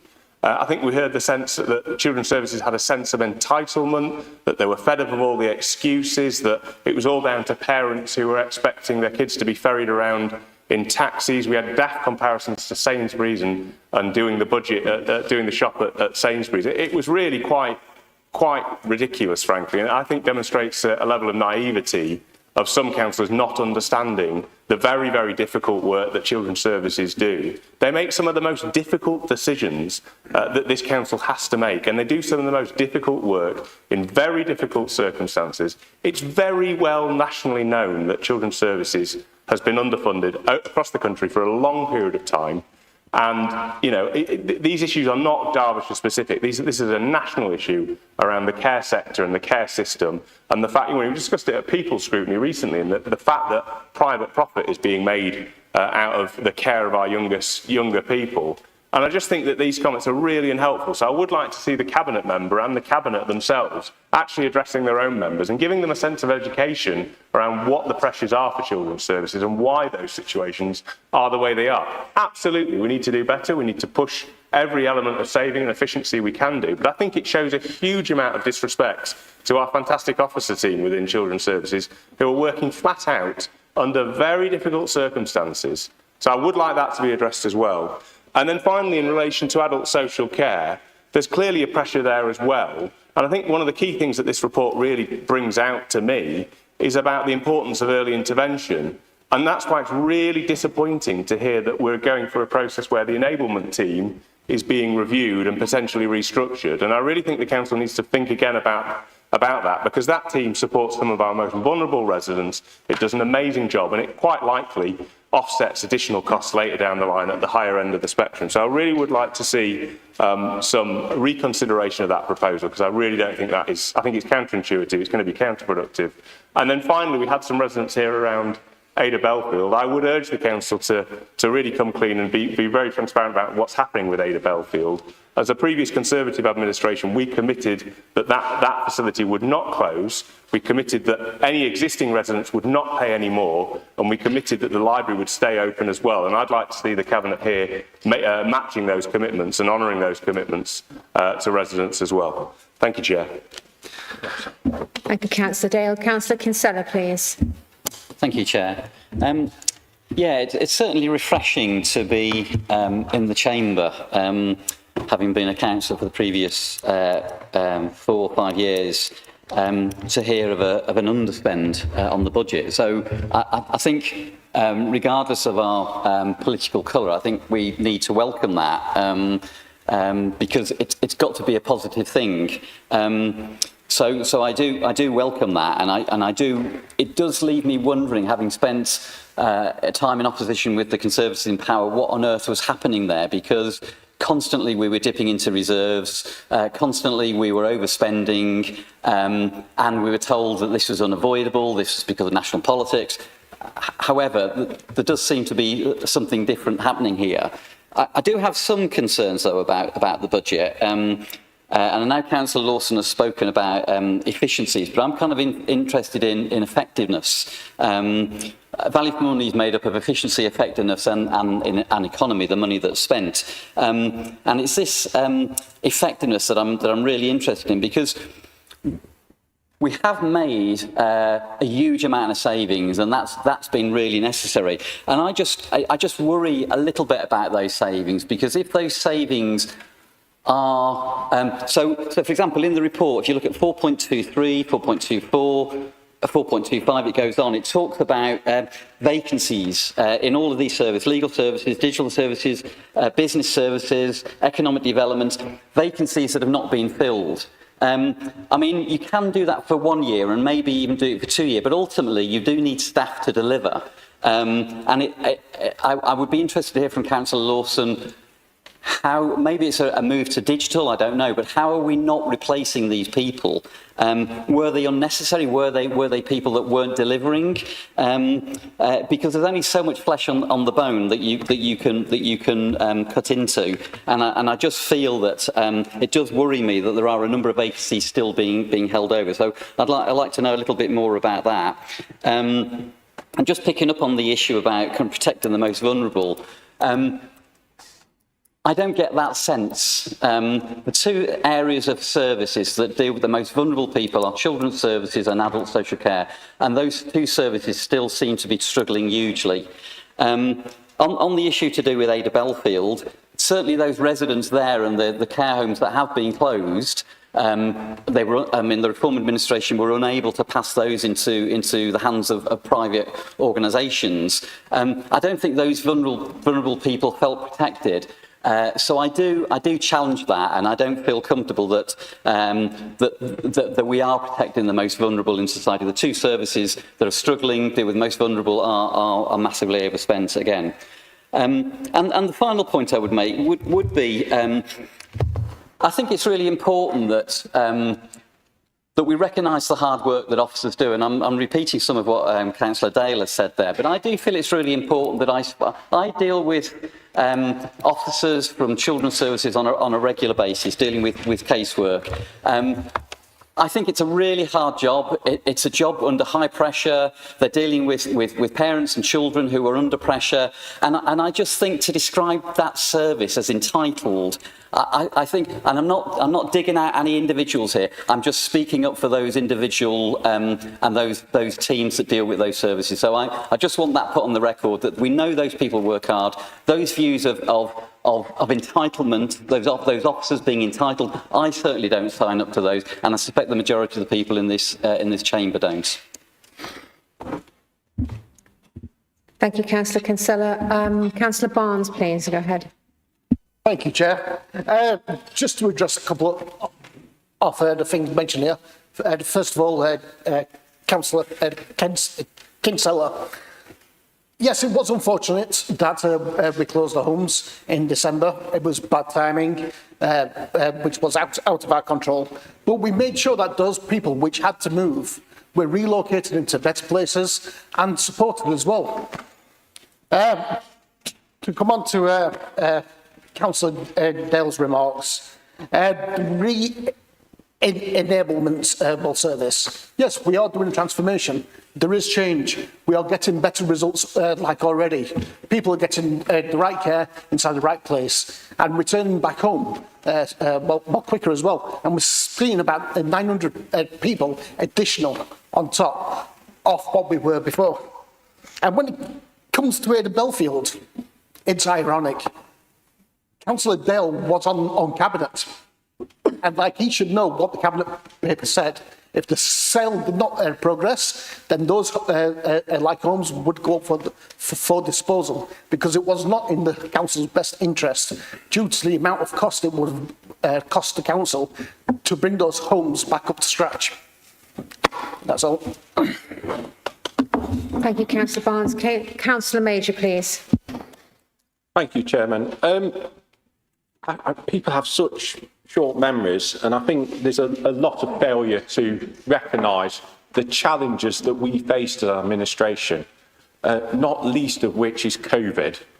I know many of you don't believe it existed and believe in the conspiracy, but it really did happen. Long time ago.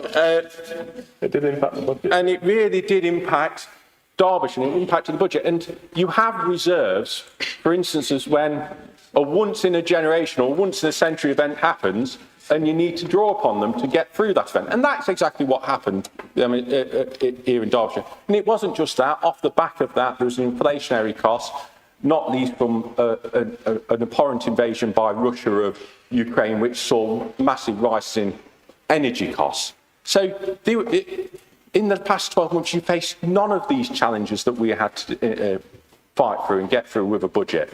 And yes, it did create... There was a war in Iran that's just happened. That does affect. But did inflation get to 11%? I think I asked that question, Chairman, at the last meeting, and they said, no, it won't affect anything at all. So Carry on. I had some concerns. So I think you can't forget those elements when you're talking about the budgets under the Conservatives and the use of reserves to get through those items.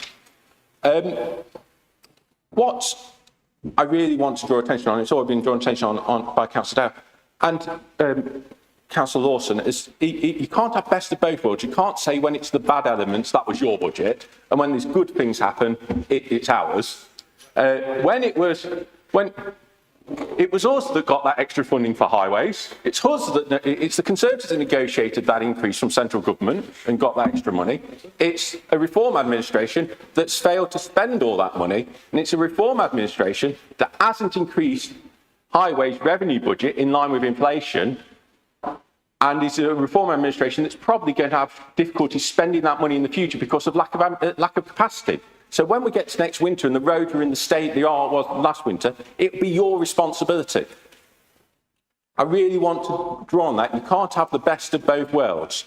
Now, I've mentioned a couple of times to the Cabinet member within Resources Committee, and I think it's something we agree on. He kind of tacitly says, yes, I agree, Councillor Major, but I'd like the Cabinet member to make very clear the absolute massive difficulty this authority is going to face in the coming years because of the changes the government have made to how central government grant is distributed and taken away monies from rural areas to give it to cities.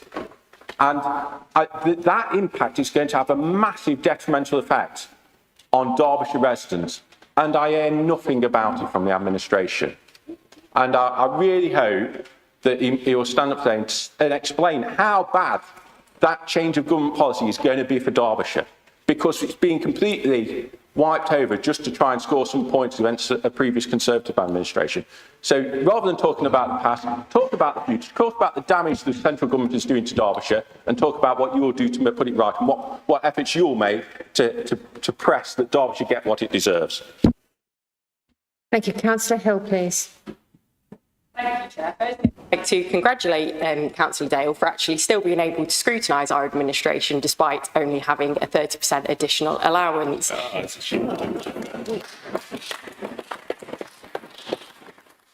And also, Councillor Major has actually just answered their own question for them. You can't have the best of both worlds. So the underspend that you see in this report for Q4 is actually contingency. It's actually good financial planning by the Highways Director to ensure that we are prepared for a potentially bad winter again. Because that doesn't just include repairing potholes, it also includes gritting the roads and being out there with our highway service on call 24/7 in potentially bad weathers. I think it's also embarrassing that the Conservative group over there have said it doesn't matter how much we've done, and while moaning about the state of the roads. Of course it matters how much we've done. We have delivered the record amount of funding that has come from this Labour government, that we have delivered over £60 million worth of funding into our highway service, and it is such a big job because they underfunded the highway service for such a long period of time. I don't know how long I have to stand here and tell them this. It's really embarrassing that they haven't got it yet. And in terms of capacity, actually we've delivered over £10 million worth of highways work within Q1, the biggest quarter that highways delivery has ever seen in this council. So I don't see how capacity is impacting us currently.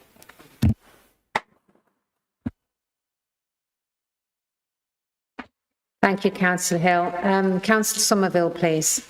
A few little points. Didn't the Conservative government spend £500 billion during COVID? Surely there was enough money to spend on that. And the reason why inflation was so high is because you printed £500 billion and then you stopped everyone from working to produce goods. And you know, maybe the 200 million that Baroness Moan bagged would have been useful during that period as well for the council. On the Resource Scrutiny Committee, just a quick question. What is the point of the Resource Scrutiny Committee if it's not to ask questions and apply some pressure? What is the point of it? I don't understand. You know, people are asking questions about the spending in a particular part that's overspending over the budget. Like, what else are they supposed to do? I don't understand. Please answer me. Thank you. Councillor McGuinness, please.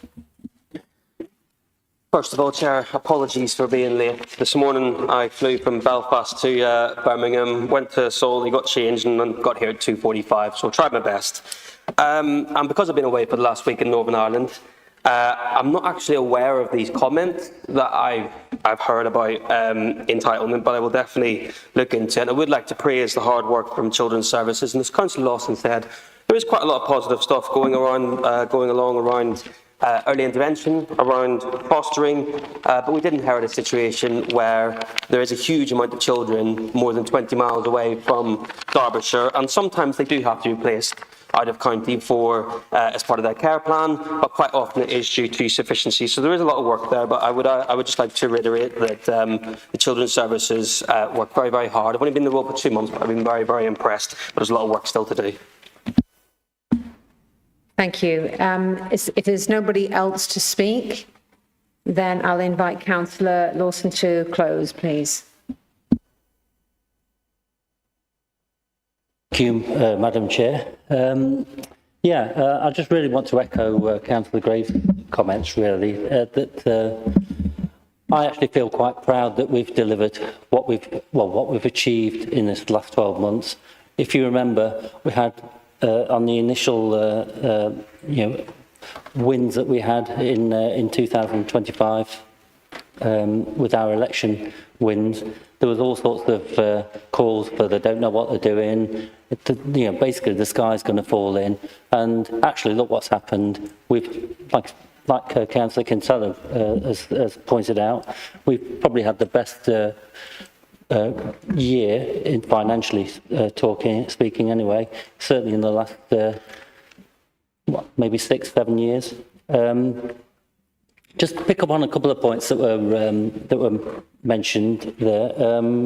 I think Councillor Major referred to the fact that we've got short memories. Well, actually, I've now got a very long memory. I can remember COVID very well. And actually, it's come out, I think today or yesterday, was it, that the Conservative government wasted £10 billion on ineffective PPE. That's what the Tories deliver. Waste and, you know, just complete.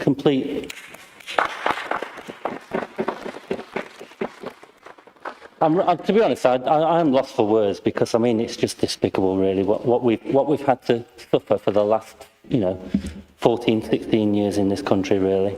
And I think most of the people out there in Derbyshire and the wider country realise that, and they realise that actually there's much better people, much more grounded people that can run these organisations.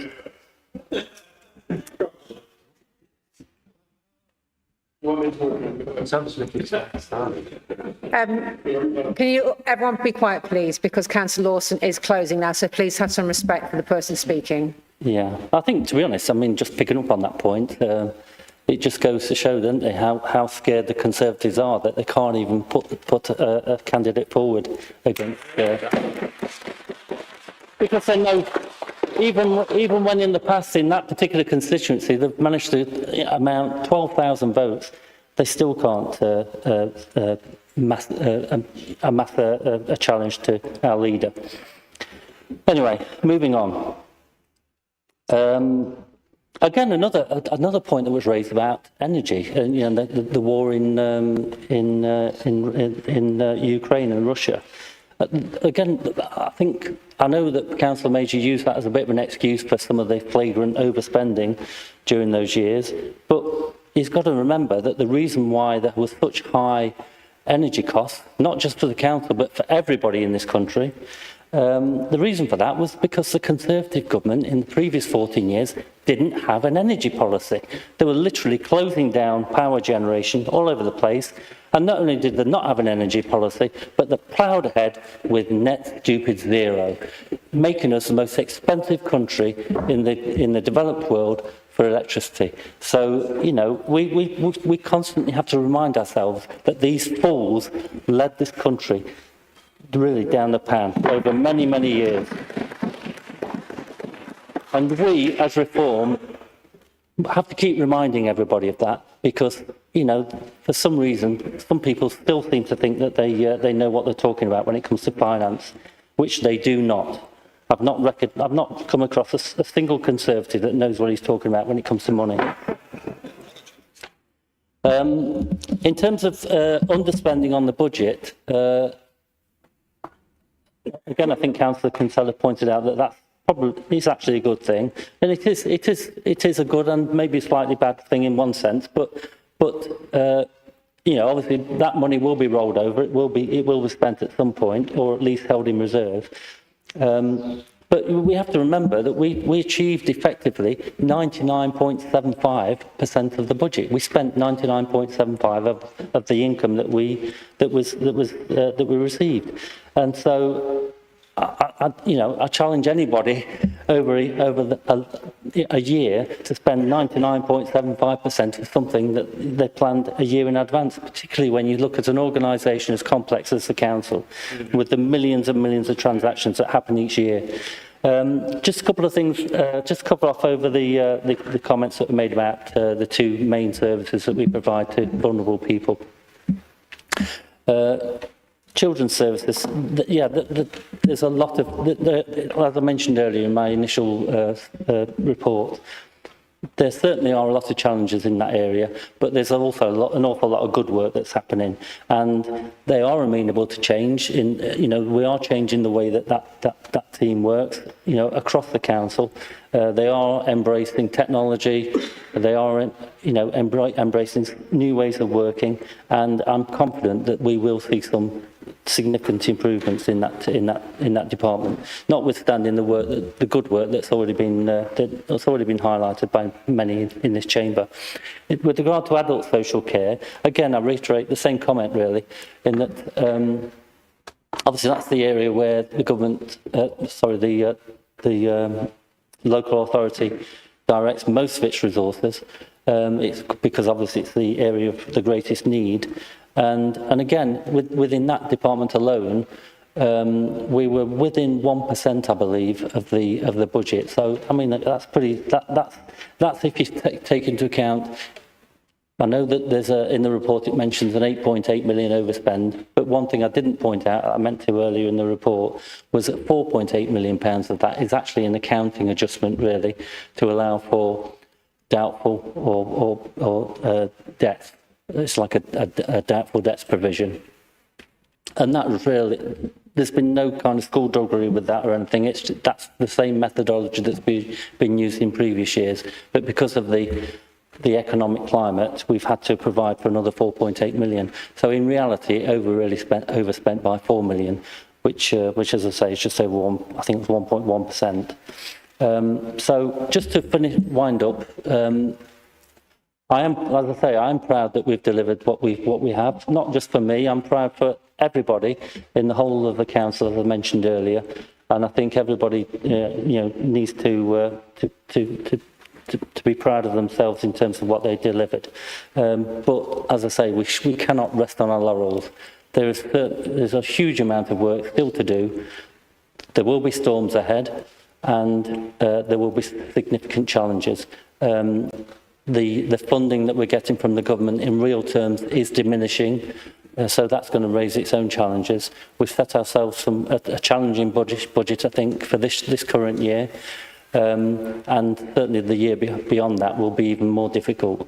But so far, so good. Thank you.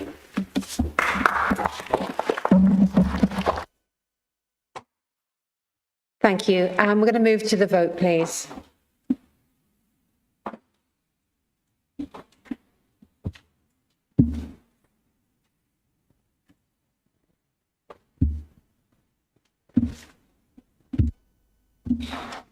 Okay, that's been approved. Item 14 now is a question from members that were received for this meeting, and I come to Councillor Fordham first, please. Do you have a supplementary question for Councillor Lawson? I'd like to thank Councillor Lawson for his reply. It's very thorough and very thoughtful. I wonder if in the interim period while we await from the government, as it were, whether there's some kind of option that explores effectively tourist information hubs in other businesses, in the way that post offices have been ameliorated in many communities to keep them open into other businesses. I wonder whether that's an option in the private sector. And I'd be willing to work with him to see if there were pilots that we could perhaps try in Chesterfield. I'm very, very aware that with the loss of the Tourist Information Centre and with the closure of the tourism service effectively on the streets for the Peak National Park, Chesterfield has lost something of the place where you can ask a question and get an answer.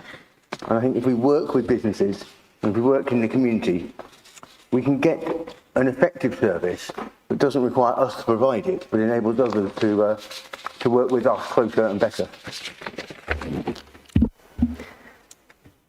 Does Councillor Lawson want to? I didn't particularly. Councillor Lawson, do you want to answer the supplementary question? Yeah, just briefly. Thank you, Councillor Fordham. I'm not really sure on the scope of help that we can provide. That's something I need to get advice on. But if there is any way that we can help, then certainly I'd be mindful to, and encourage you to get involved. Certainly. Thank you. Okay, thank you. Question to. It's from Councillor Fordham again. Do you have a supplementary question for Councillor Graves? Very, very briefly, Chair. I'm grateful to Councillor Graves for not closing out the options around the purple poppy and remembering animals who died in war and conflict. I wonder whether a solution or a possible way forward, and I'm happy to work with Councillor Wilson on this, is to take the Battle of Mons, which is August the 23rd, which is the Purple Poppy Day, and we have our own bespoke memorial, as some authorities have done, and particularly in Westminster, where you have the Purple Poppy horse and so on. And I wonder whether we could even do that in conjunction with Chatsworth, who gave 16,000 horses in World War I, and whether there's an opportunity for us to be party to that rather than have to lead it ourselves. But I'm happy to work with Councillor Wilson if Councillor Graves is happy with that. Would you like to reply, Councillor Graves? Thank you, Madam Chairman. Obviously, animals during war are as important as humans, and we should always be recognising the animals that have given their lives. I have no problem with you discussing any matters that we might progress in this council, but as you said, it's with Councillor Wilson, and I welcome you to do that. Okay, unfortunately, Councillor Wilson, you're not permitted to speak at this because it's not debate. Question 3, Councillor Kinsella, do you have a supplementary question for Councillor Price? My question was about treating man-made climate change as a public health crisis, and I'd asked Councillor Price what training was being provided as a result of this. So thank you very much for your response. I can see clearly there is training taking place. But I just think in the light of that answer, that there is a degree of training taking place, I just wonder if you could explain why Derbyshire have downgraded the man-made climate change on the risk register from red to amber. Is there any reason why that has happened? Councillor Price, you'd like to reply? Thank you, Councillor Kinsella, for your question. I shall get back to you on that. Thank you. And moving on to question 4 from Councillor Hatchett. This time to Councillor Mabbott. Do you have a supplementary question?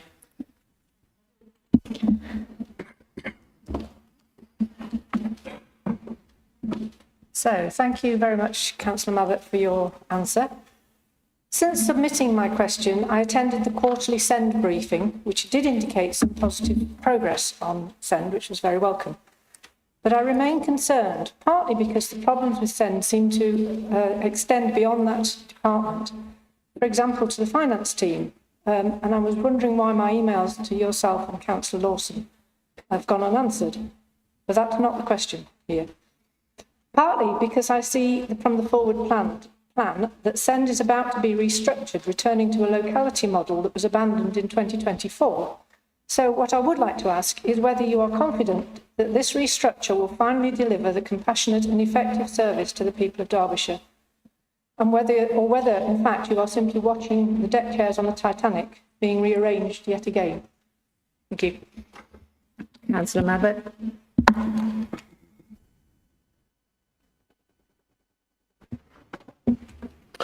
Thank you for your question, Councillor Hatchett, and in response, I'd just like to say, sort of come back to a few points that have been made. I have absolute confidence in the Children's Services team at Derbyshire, and they do an immensely difficult and challenging and emotional job that, at the coalface sees some very difficult and severely disabled children, and very, very challenging, and it sort of hurts a bit to see that criticised.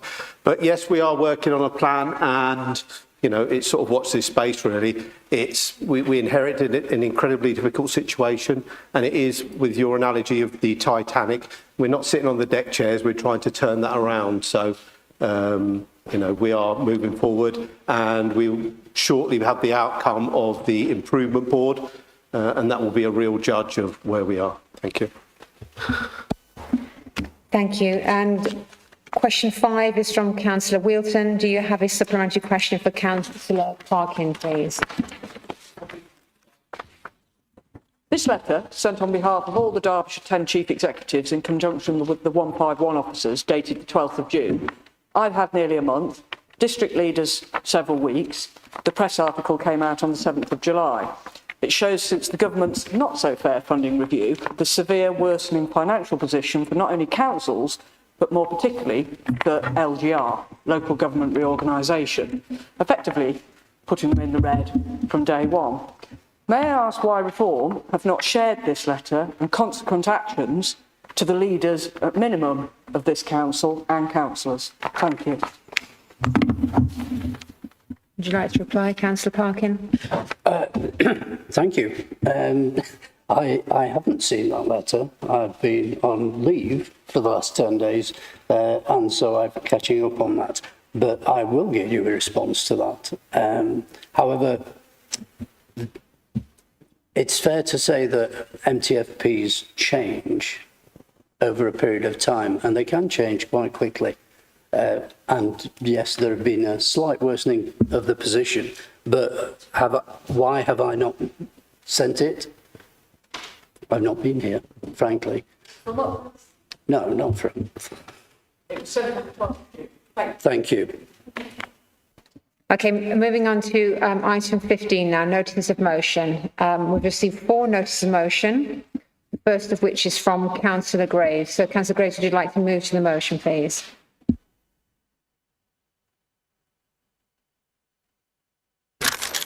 Right, thank you, Madam Chairman. Let me start with what this motion is not about. It is not about second-guessing every planning decision made by officers, and it is not about the council wading into applications that are properly the responsibility of our district and borough colleagues. It's about something more fundamental, whether elected members put here by residents still have a meaningful say in the decisions that shape the places we represent. The Planning and Infrastructure Act 2025 and the regulations that follow it introduce a national scheme of delegation. In plain terms, that means more decisions are made by officers alone and fewer come to committee. The routes councillors have relied on for years to call in an application on behalf of their residents are being narrowed to tight gateway tests, requiring officer agreement before a member can even bring a case forward. We all know that the main reason for this is to stop local objection to schemes people do not feel are right in their area. Whatever the merits of speeding up planning, we should be honest about what is happening. Planning is moving away from elected representatives and towards officials who, however capable, were not put there by a ballot box. Some will say that this doesn't touch Derbyshire County Council directly, because we are not the general planning authority. Well, that's true, and the motion says so plainly. However, we will soon be the planning authority, and currently we are a statutory consultee on major applications across the county. And we carry responsibility for strategic infrastructure that affects every district and borough in Derbyshire. This reform reaches us too, and it reaches every community we represent, from our market towns to our rural parishes to the Peak District fringe. This matters because planning is never just a technical process. It is about whether a village keeps its character, whether a road can cope with new development, whether a community has a genuine chance to be heard before decisions that will outlast all of us. When government quietly narrows the routes for local elected oversight, it is our community voice that gets squeezed, not red tape. So what does this motion actually ask council to do? 3 things. In short, first, to stand with our district and borough councils in opposing this erosion of local democratic oversight, and to be clear that elected members should stay central to the decisions affecting Derbyshire wherever we hold the pen. Second, to look at our own house, to ask officers to maximise transparency, engage members early, use every available provision to bring decisions to committee where justified, and strengthen the training that lets us do this job properly. And third, to use our voice beyond this chamber, writing to the Secretary of State and our Derbyshire MPs, publishing clear guidance for residents on what these changes mean, and inviting all 8 district and borough councils to join us in a coordinated Derbyshire-wide response. None of this asks the council to break the law or obstruct legitimate, genuine common sense reform. It asks us to use every lever that remains available to us to say clearly that when Whitehall centralises power, this council will not simply wave it through in silence. Colleagues, residents will not elect us to be spectators in decisions about the places they live. I ask the council to support this motion to send a clear message that Derbyshire stands for local accountability and to make sure that these reforms take effect. The people we represent do not lose their voice by default. I commend the motion. Okay, thank you. And who'll be seconding? Second the motion and reserve the right to speak. Okay, thank you. Thank you. Right, questions from the councillors then, please. So we'll go to Councillor Major first. Thank you, Chairman. We agree with this motion. We think it's well written by ChatGPT. But we do fundamentally agree with the concept that the leaders trying to get at in terms of challenging where government is making these changes to planning, which is going to take away local democratic decision making on quite large applications that will have a significant impact on local communities and our residents. And I think it's important that our residents see that we have the ability to have a say on these items. I do have some real concerns, though. I feel that we should fix our own house sometimes before we go around criticising others too much, although I do quite enjoy criticising the government.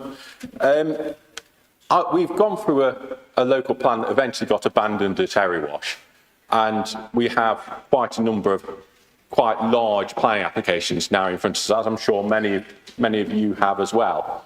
And it's not exact science, but pretty much the government is trying to build another Chesterfield in Derbyshire. That's the type of house numbers that we're talking about.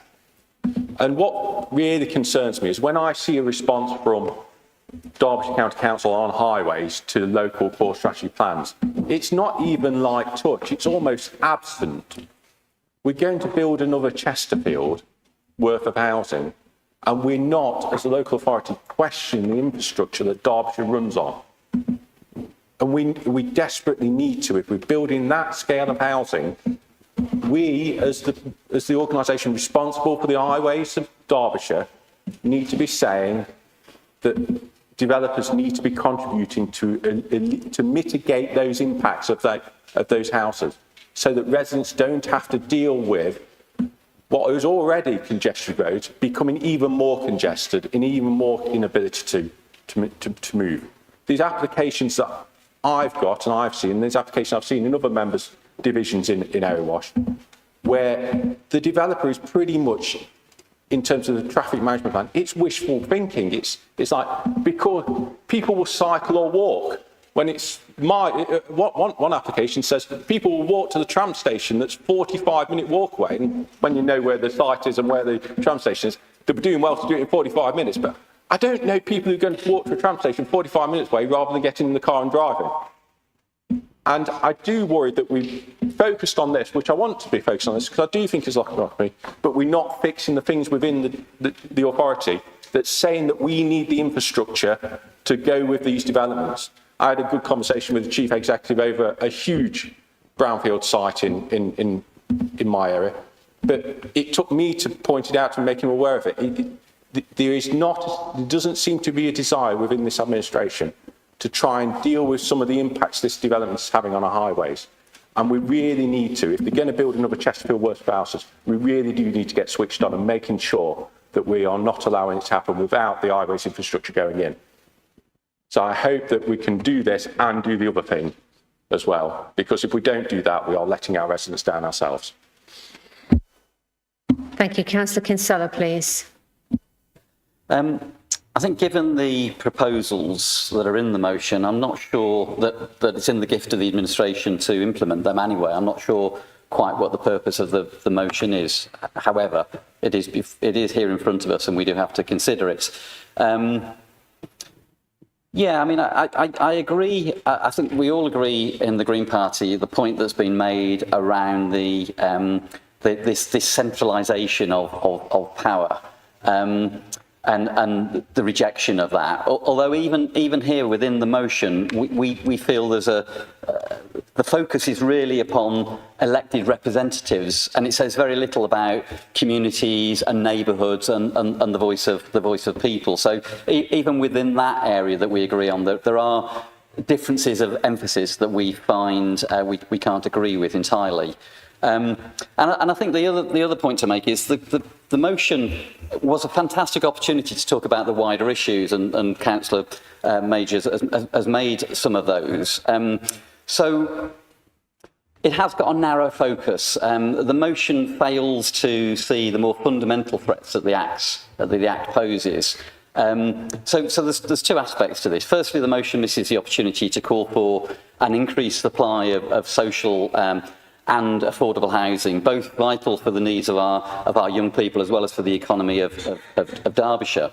That opportunity has been lost. And secondly, the Act is a dangerous deregulation for developers, basically, risking thousands of key wildlife sites and weakening long-term environmental protections. And again, no mention of the threat to our Derbyshire environment and the threat to nature has been referenced there. And maybe that, to some degree, reflects the concerns of the Reform administration. So in summary, so we're advocating for a localised approach to planning with people at the heart of that, that prioritises and delivers genuinely affordable zero-carbon homes to rent and to buy.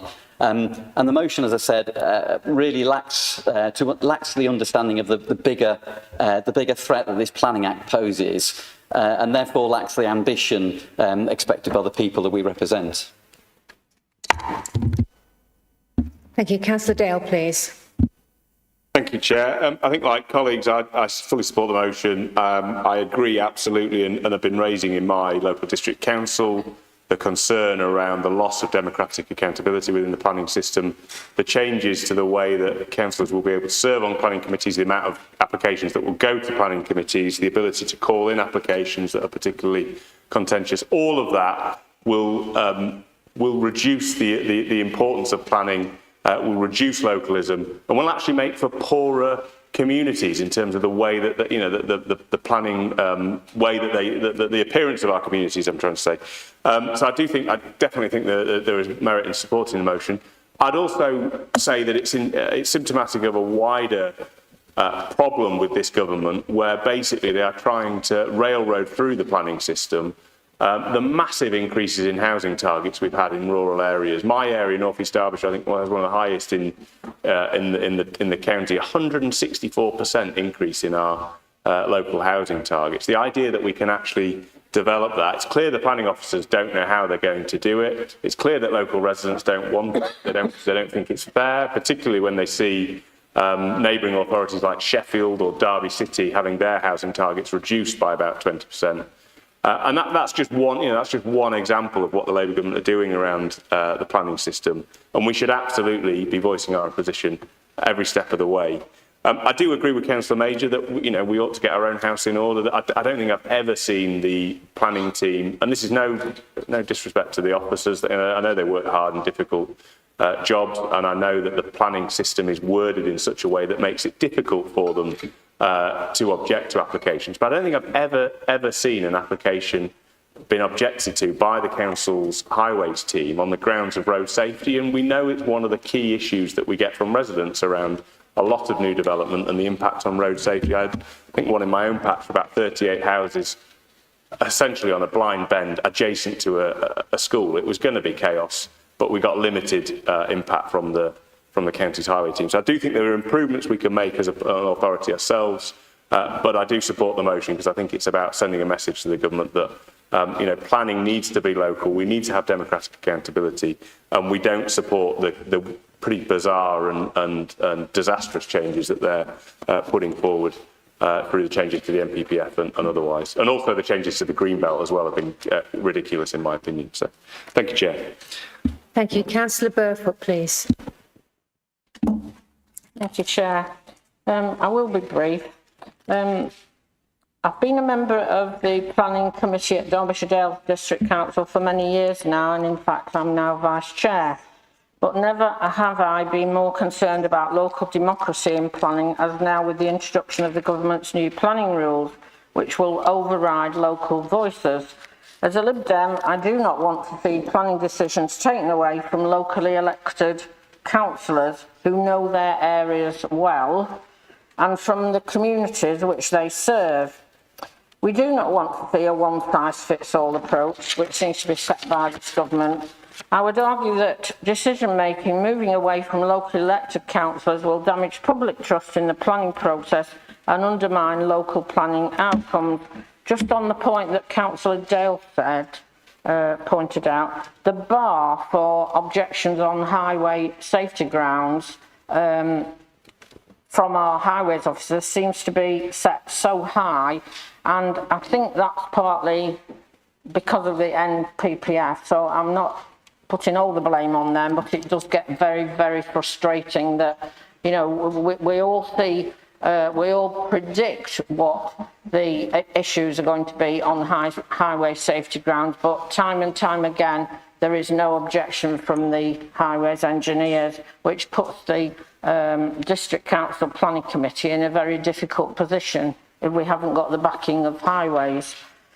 So I do find myself in the unusual and quite honestly quite strange position of agreeing with Councillor Graves, but on this he does have my support. Councillor Bromley, please. Thank you. In fully supporting the motion, but before I move on to the reasons why, we also must recognise that the majority of planning committees are not perfect, and many do have their issues, and a lot are weak in scrutinising the officer's recommendations. Yes, vast improvements are required. However, that's an argument for another day. The stripping of councillor powers through the planning committee reform is not the answer.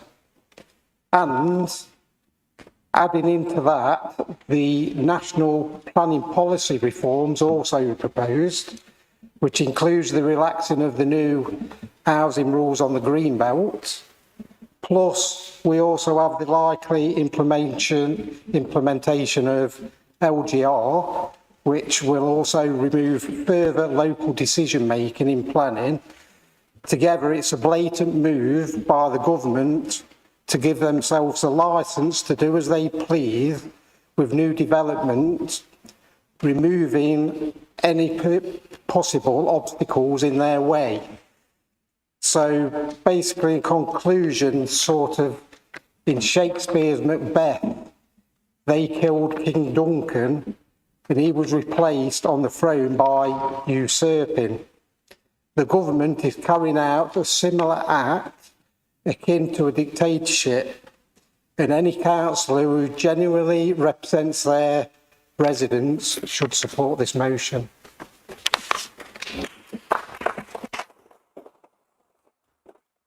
Thank you. Councillor Clark, please.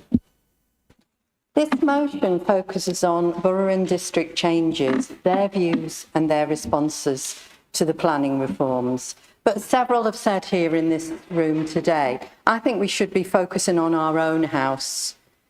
It doesn't speak of the positive outcomes at county council level. The changes are not large, but it will strengthen accountability and transparency. The current conversations between planning officers and the chair of planning to decide which cases go to committee and which ones just go to officer level, those meetings are not minuted. This will change to a more formal minuted meeting where decisions are noted and explained, and the reason behind those decisions will be available to the public. As county councillors, we should be focusing primarily on how changes affect the council we have been elected to serve, and I feel we should welcome the changes that increase transparency of our processes. It concerns me that many of the motions brought to this chamber relate to borough and district or national issues, when the focus of this administration should be on solving the problems of this county council, in particular the areas of children's services and adult social care. Thank you. Thank you. Councillor Wood, please. I've failed. Councillor Major, we should be making sure we are not allowing it to happen when we are not the planning authority. Oh, but we're not doing enough to stand up against it.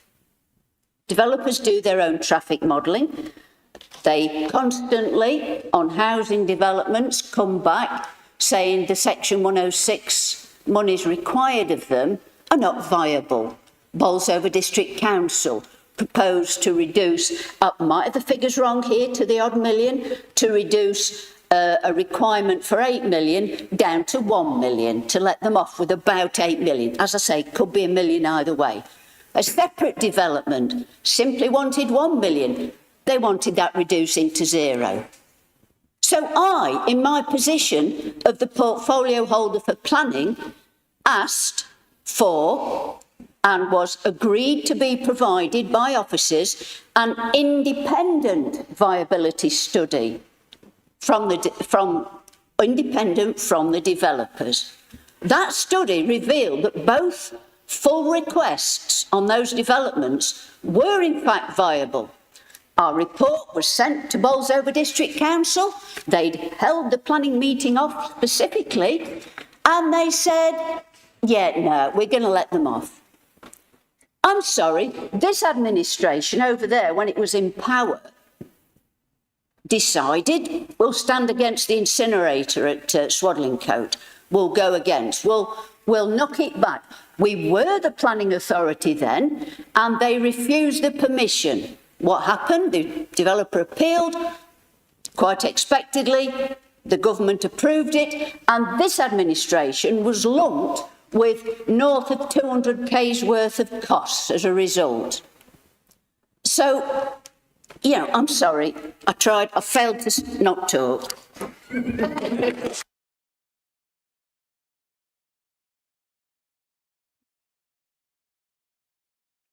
Councillor Bull, please. Thank you, Chair. Well, I don't sit on any other council, just county. I cover 25 parishes. But what gets me is all the planning applications what affect the highways. In 11 years, I cannot remember once the planning system for highways objecting to any development. I've got 1,900 houses coming under the new local plan, just in my division, and I expect many more will have this amount or very close. I'm not criticising the planning organisation and highways.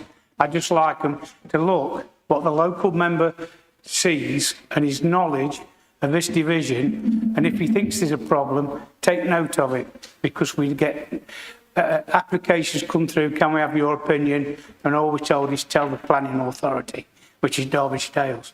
This organisation should be checking that the planning applications fit the criteria we've got, and there is not the infrastructure in place to put all these houses in Derbyshire. We're full now, and it should be looked at and not just passed no objection, sincerely looked at. Well said. Thank you, Councillor Bull. Councillor Smith, you can stay sitting. I'll give you permission. Rather standing. Okay, go ahead. So, I agree with most people in this debate. So in my division in Brimington, we've got potential for 1,000 homes being built. And the leader of Chesterfield Borough Council, when I started my petition, decided to have a go at me over this, saying, oh, you shouldn't be doing this, nothing's come in. Everyone knew about it. I started a petition. She had a right go at me. This is the Labour leader of Chesterfield Borough Council. And then as soon as the application comes in, they're all wanting to get involved, the Labour administration. And it proves this Labour government, which we have, is willing to be built on our green fields, which the 1,000 homes which is potential to be built has wildlife. It's got ancient wood on there. So just saying, I'm in full agreement with this motion. Thank you. Councillor Furness, please. Thank you, Chair. With regards to the discussion we're having here, I hear a lot of conversations about planning applications, in particular for new housing. You know, it's not. We're supposedly going to be building over 1.5 million houses, and you've got to ask yourself, ultimately, who's got the money to pay for these houses? Amber Valley in particular has one of the highest populations in Derbyshire, and yet we're actually having more houses actually foisted upon ourselves. I've been championing two particular developments in my area, one of which we were able to, or at least I believe we were able to, now everything's been thrown in the air, was able to have suspended because the ground itself was actually highly toxic, and it was next to the Erie Wash River, which was actually on a floodplain down in Langley Mill. Now, earlier this year, obviously we believed we had won, and I was proud in the fact, and I went back to the residents and I told them, we've won.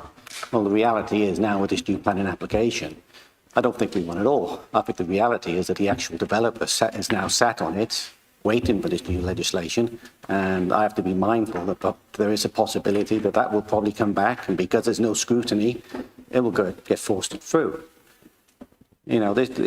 This whole idea of democracy that supposedly this Labour government tout consistently, supposedly we're the anti-democratic party, we're trying to stop people. Well, you've got to ask your question, who's the bad guys? The fact is, I've been trying to now, I've had to go back to residents who I've been supporting and tell them the bad news, and, they're absolutely distraught. It shouldn't be this way. It's important that people work with communities. So many times these developments get built, and then what actually happens is the developers themselves, they go bankrupt, the roads are not adopted, and people are left in these awful positions. And it's the planning officers themselves, the cabinet, that should be scrutinising these and making sure that each individual development is sustainable. I mean, we do our best to try and push back and, get the necessary 106, section 106 put on there, because at the end of the day, we have the best interest of our communities. So, all of this now is for nothing. So, I appreciate this motion and I will be supporting it. Thank you. Thank you. Councillor Hobson, please. Chair, I will be supporting this motion. Derbyshire Dale have a terrible criminal amount of housing targets which have been put onto it by this Labour government. We've got our local plan review meeting next week where we will discuss. It isn't just Chesterfield, it's Ashbourne, it's Tansley, all these areas. People have come week after week, residents with plenty of knowledge, not just views, no NIMBYism, they're coming with views and proper knowledge, and they cannot be ignored. Derbyshire Dale has already been criticised over the Wolves inquiry of not listening to residents' knowledge, and I do hope that they will listen next week to the views of their residents, and I will be supporting this motion. Thank you. Okay, thank you. We're going to move to Councillor Graves to close. Councillor Graves to close, please. Not clothes. I think there was broad support there, Madam Chairman, apart from the usual Labour councillors who decided to focus on the fact that we are actually talking about things that affect our community. They don't like that. So I think I'm just going to move to the vote, Madam Chairman. Thank you. Okay, let's move to the vote, please.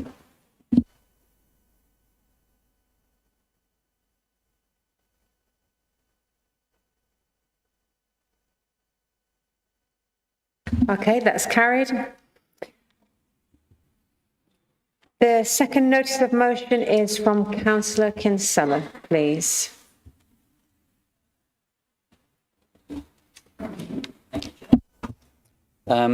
Yeah, a rare thing. A motion actually about services we deliver directly. So, yeah, that makes a refreshing change, I think.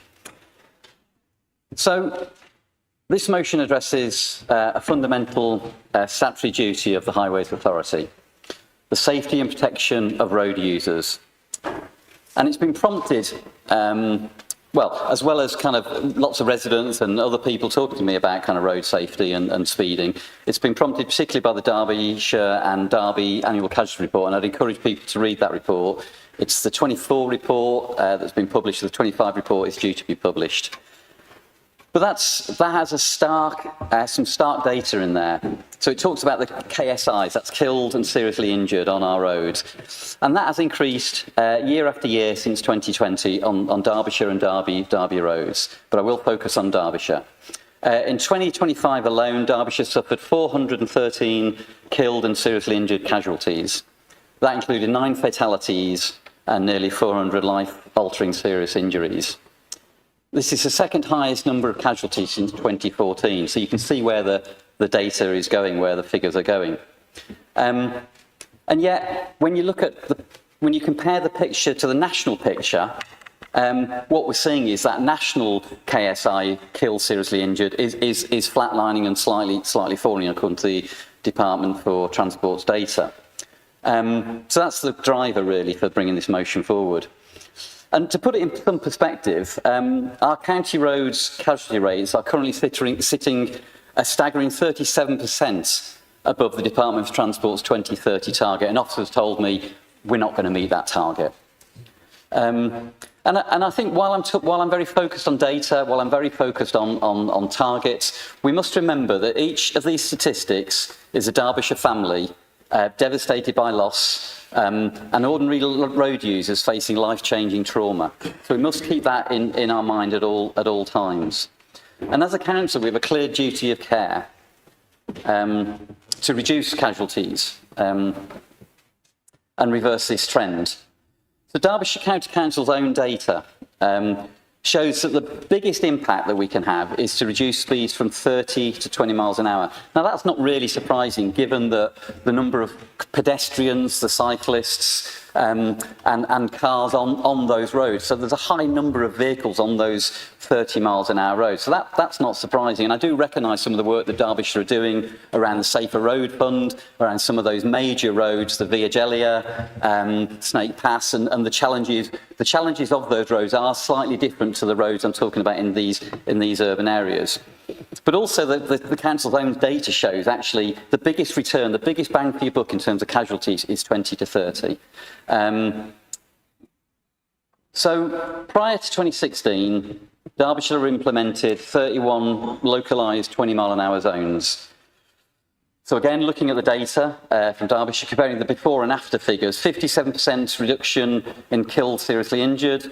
And yet, despite that success, we've not had one 20 mile an hour zone introduced since 2016. That just strikes me as quite perverse. And I know some of you will be saying, well, that's fine, but there's no benefit to changing speed limits without someone enforcing that. Well, actually, that's not the case. You need to look at the data again and look at what's happening around the country. Speeding records, and we know from our own highways team, the road safety team, we know that it's really easy now to get accurate speeding data. So we look at data from Scotland that have widespread 20 mile an hour zones. We look at it from Wales, and we look at the English local authorities that have brought in these restrictions. And even without enforcement, drivers drop their speed when 20 mile an hour limits are introduced. So that is really no argument.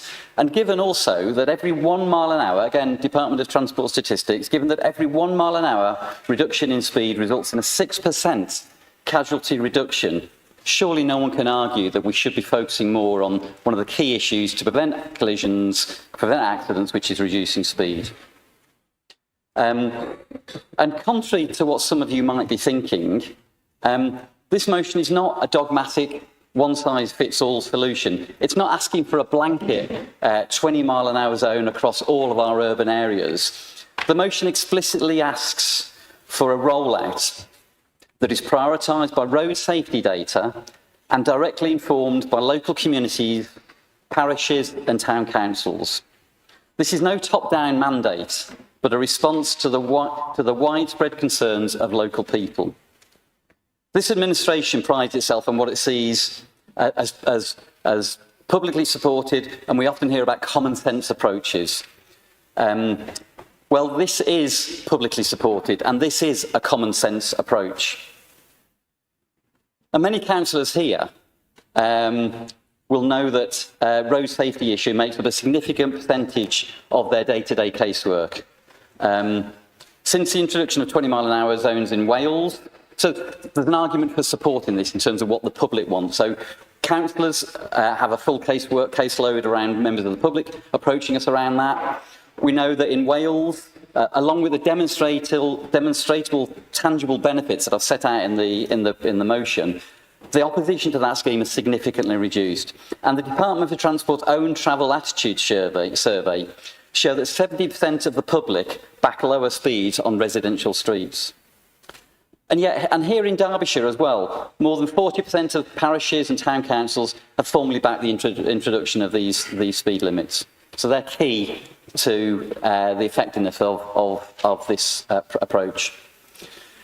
So Derbyshire remains an outlier. I've already said what's happening with the KSI data across the country, but we remain an outlier because the trend nationally is for more 20-mile-an-hour zones. Almost 1/3 of British roads now have 20-mile-an-hour limits. So it's not just an urban trend, because Gloucestershire and other rural areas also have this data. And interestingly, your own flagship, Kent's own flagship authority, Reform, has a page setting out the arguments for introducing 20-mile-an-hour schemes, and it presents all of the arguments both around safety and both around kind of consents of people. So, and there's an argument that we can't afford this. Well, putting aside the damage to people and the hurt that takes place, a single fatal incident costs an estimated £2.3 million. A serious incident costs £260,000. So when a collision occurs on our roads, it doesn't just cause that human heartbreak, it costs the council directly. Fire and rescue deployments, officer time, infrastructure repairs, and it disrupts the traffic on our highways, causing delays and impacting on our local economy. So based on other schemes, this would cost around 1.5 to 2.5 of the highways budget. And given the massive financial and human cost of serious accident, this is a price worth paying. So to conclude, two simple asks really. Firstly is to request that the Cabinet roll out new 20-mile limits where they are justified by road safety data and where there's consent and consultation with local people, local parishes and town councils. Secondly, to back this up with a clear communications and engagement strategy, the aim of which will be to get buy-in from all road users and to counter the myths about lowering speed limits. This motion is practical, it's affordable, and it respects the wishes of local people. It rejects a top-down overreach in favour of a data-led, community-backed approach. I urge members to look at the rising casualty figures, listen to Derbyshire residents, and vote to support this motion. Thank you. Can I have a seconder, please? Yes, I'll second it, and I reserve the right to speak. Thank you. Councillor Benfield. Point of order, please, Madam Chairman. Can you name the point of order? Yeah, under section standing order 14.1, can I ask for an extension for half an hour so we can get through all the motions, please? Yeah, I know. Well, I'll get that.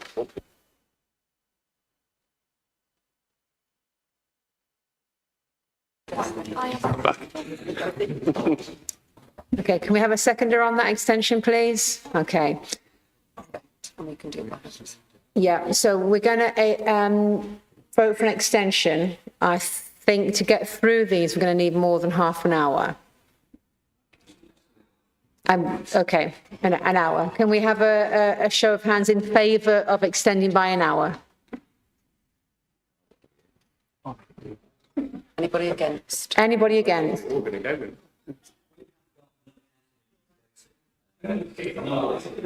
My son's in the play. That's what I'm going to. Okay. Any abstentions? Any abstentions? It's officially counted. Okay, it's carried, so we're going to extend by 1 hour past 5 o'clock. So, Councillor Benfield, go ahead, please. Thank you, Chair. I think the rise in the number of people killed or seriously injured on Derbyshire roads is a matter of genuine concern. I think, as Councillor Kinsella said, every one of those figures represents a person, a family, a life affected by tragedy. Whatever our political views, every member of this council wants to see safer roads and fewer casualties. However, despite what he said about this motion not being a sort of a blanket rollout, it does appear in the wording to appear to be a blanket rollout. So if I can, I would like to ask for an amendment on the wording to make this amendment to ensure that decisions are taken on a road-by-road basis using evidence, local knowledge and the existing council policy. And I think we've got the amendment. I'd like to see it added somewhere. Oh, we did. I can read it out if you've got it, okay. Thank you.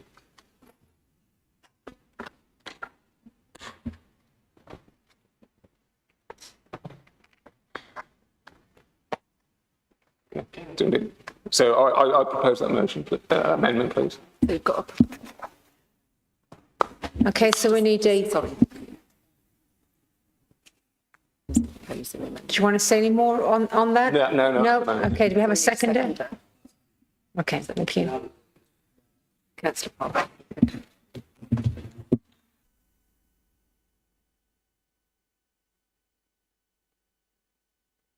Does anybody want to speak on the amendment, which is adding the words in red on the amendment? Go ahead. The amendment, Madam Chairman, I think it's a very sensible addition to this motion. I would like to thank Councillor Kinsella for the work he's gone into in this motion, and I would have to say that nobody in this chamber is indifferent to 413 casualties or 9 families in Derbyshire who lost someone on our roads last year. That is not a number, it's 9 people who didn't come home and hundreds more who were seriously hurt. I want to be clear that before I say anything else, but I have to be honest with the council about where I and my Reform colleagues stand on this, because I don't think blanket is the same thing as evidence-based, and this is why we've brought this amendment. Look at the motion's own case. The strongest figure in it is 57% reduction in KSIs from the 20-mile-an-hour zones introduced up to 2016. Those were specific, targeted schemes chosen because the roads in question had a case for them. Nobody imposed a blanket limit across every residential street and hoped for the best. The success in this motion relies on it to make its argument was a success of targeting, not a success of blanket coverage. We should learn the right lesson from our own data. Wales' comparison is the same story. Wales did go blanket, and the results have been mixed through that Welsh government itself, and they've had to revisit the policy after a public backlash to carve out exceptions for the main roads. If we are going to point to Wales, we should point to the whole picture, including the pushback, not just the headlines of the casualty figures. A rural lane in the Peak District fringe is not a residential street in a market town, and a market town high street is not a busy county distributor road.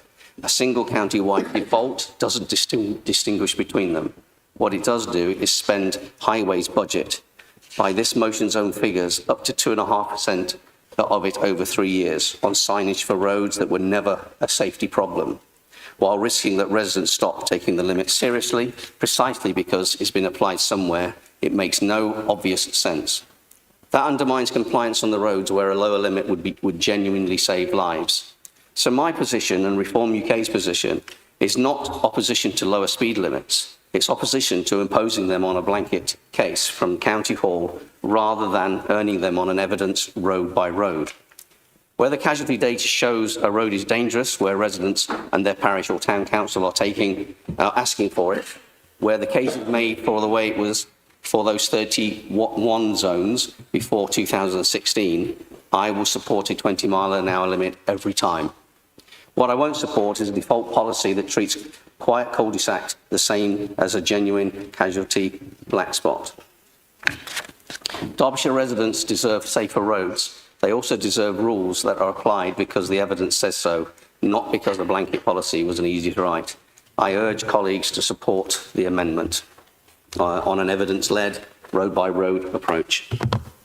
Okay, does anybody want to speak on the amendment only?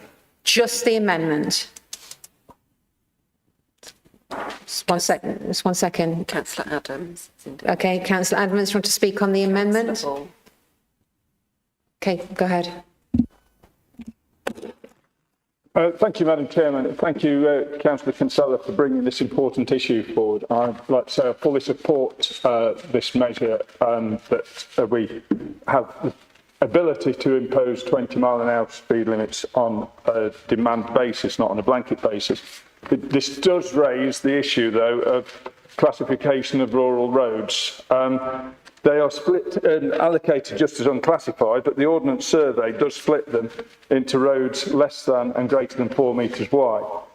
The roads less than 4 metres wide, the speed limit on them is 60 miles per hour. This is on roads with no passing places, single track roads, blind corners, and as Councillor Bull brought up at a parish council meeting on Monday night, going past village schools, 60 miles an hour speed limits. It's ludicrous. It's not for this council, but I think we need to look into lowering the speed limit nationally on those unclassified roads, less than 4 metres wide. It ought to be 30 miles an hour. I fully support the amendment. Thank you.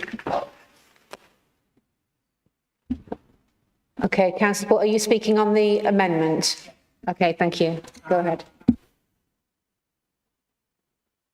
Question I've got that is where you put in line with current policies. For the last X amount of years, I've been trying to campaign to get speed limits through villages, which again, I say I've got 25 parishes and 20 of them were very small villages. The roads were built for horse and cart, not what goes along them now and at what speed. Current policies, you apply to have speed limit changed outside of school. I've done that this year, contacted Councillor Mabbott over it. Didn't go anywhere. National speed limit of 60 miles an hour. Do we wait for somebody to get seriously hurt or injured? Or that's under the current policies. If there's been no accidents or incidents or reports, they're into problem. It also came back that the data what's provided from vehicles say there's not a speeding problem. Going down a country road at 40 miles an hour is way too fast. So I'm just worried about current policies being left in. This should be something that we can look at without the policies in place, because the present policies do not let us change the speed limits past schools and down country lanes. Thank you. And anybody else? Anybody else on the amendment only? Just on the amendment, yeah? Okay, go ahead. I think exactly that, to be honest. I don't think there was any intention, Jess can speak for himself, Councillor Kinsella can speak for himself, but I don't think there was any intention that this was going to be a blanket policy. I think the intention is that it will be brought in on a sensible community by community basis. The issue with the amendment, the first bit of it is all right, that's fine. It's the in line with current policies. Without that, I think I'd be happy to support the amendment, but the current policies are not serving us well at the moment in terms of the killed and seriously injured people on our roads. You'll all have the same, I'm sure you've all had the same experience where you're talking to people in your community who are saying, can we do something about this busy road, this fast road? And basically, yeah, if somebody gets killed, then we can do something about it. And that's just not the right way around. Thank you. Okay, Councillor Burfoot, is this on the amendment? No? I think Councillor Major is next. Councillor Major on the amendment, yeah? Thank you very much, Chairman. I don't support this motion with or without the amendment, to be quite frank. I think it completely misses the point. I do have, obviously, share many people's concerns about road safety, but I'm not 100% convinced that reducing a 30-mile-an-hour road en masse to 20 mile an hour is the biggest problem we have in terms of road safety in Derbyshire. I think some of the biggest problems we have in terms of road safety in Derbyshire are mainly on the national speed limit country roads, where we could focus our efforts on instead. And I'm concerned that we'll focus on hitting motorists in urban areas where there is far less fatal accidents, and just completely ignore some of the most extremely dangerous rural roads we have, where you can't have two cars passing but somehow it's allowed for cars to travel at 50 mile an hour, oncoming to each other, potentially with a 100 mile an hour closing distance. I just feel that we're missing the point, and against my better judgment, we looked at this as administration previously, and it isn't supported by the public. We asked the public, and the people of Long Eaton, and the people of Buxton, thank you very much, said they didn't want it. So it's not wanted by the public when they asked, and I think it misses the point where the dangers are on our roads as well. So I don't support the motion and I don't support the amendment, and I think we should be instead focused on a real evidence-based approach that really looks at where the dangerous hotspots are for accidents and tackle them, not with the gimmicks.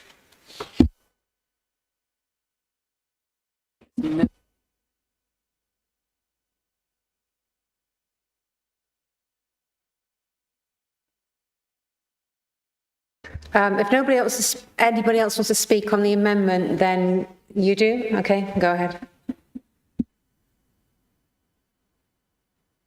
Regarding the amendment, then I agree with many people who have spoken who have said that I would agree with all of it, except the phrase "in line with current policies," because as many others have said, we all know when we try and make an argument for road safety improvements, almost anything on our roads where people have raised an issue and they feel unsafe, then the current policy of 7 serious injury accidents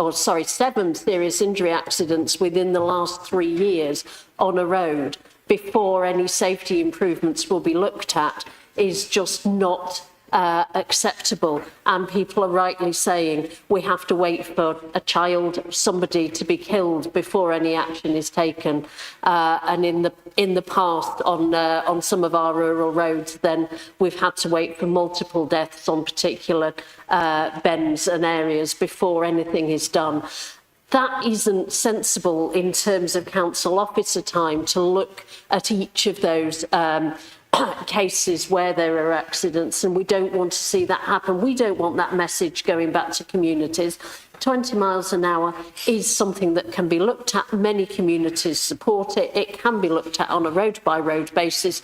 Nobody wants to see an absolute blanket, I don't think, because that doesn't make sense for all the reasons that Councillor Graves explained quite rightly. But as long as it's not in line with current policy, because that policy is based on the pilot that the previous administration were forced to roll out, as has been said, against their better judgment, and they didn't want to do it. I think they got 51% of people in Buxton to say that they didn't want a 20 mile an hour scheme, having been egged on constantly by a Tory MP trying to claim that it would slow traffic and cause all sorts of traffic jams through Buxton. And on the basis of that 51% versus 49% supporting, then they concluded that they weren't going to do any pilot schemes for either Long Eaton or Buxton, and therefore no 20 mile an hour schemes. So we're not looking at it as blanket, but just, unfortunately, current policy is based on the previous administration's policies, which just aren't working, and we don't want that, do we? Okay, Councillor McGuinness speaking on the amendment.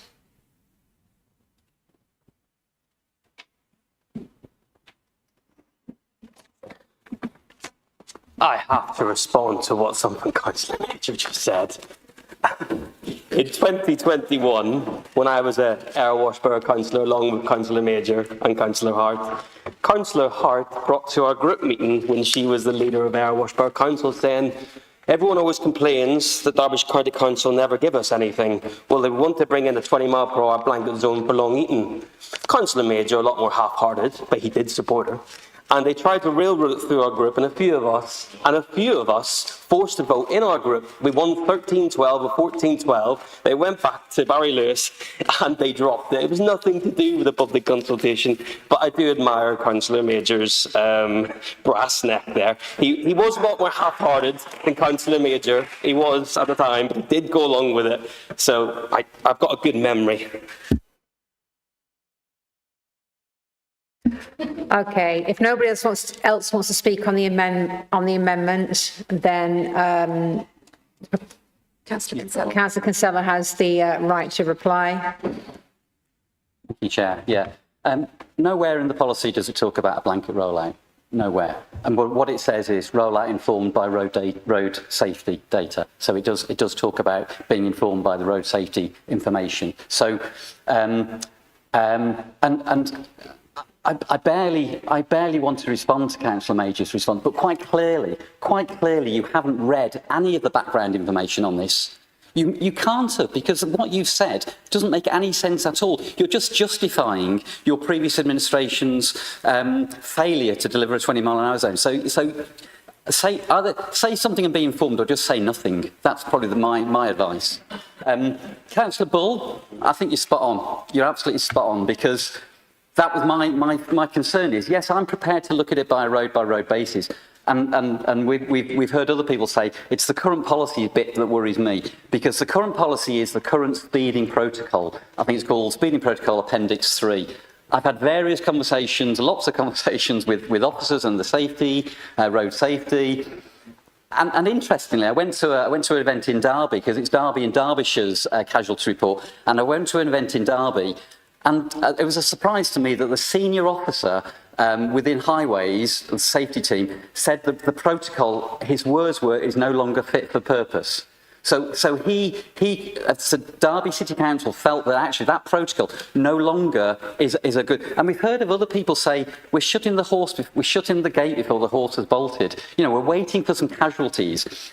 And let's face it, with this current policy, I've said that we have to do something. We have to do something different. I contacted officers to say, what are we doing? And we are doing things. We are doing things. I don't deny that.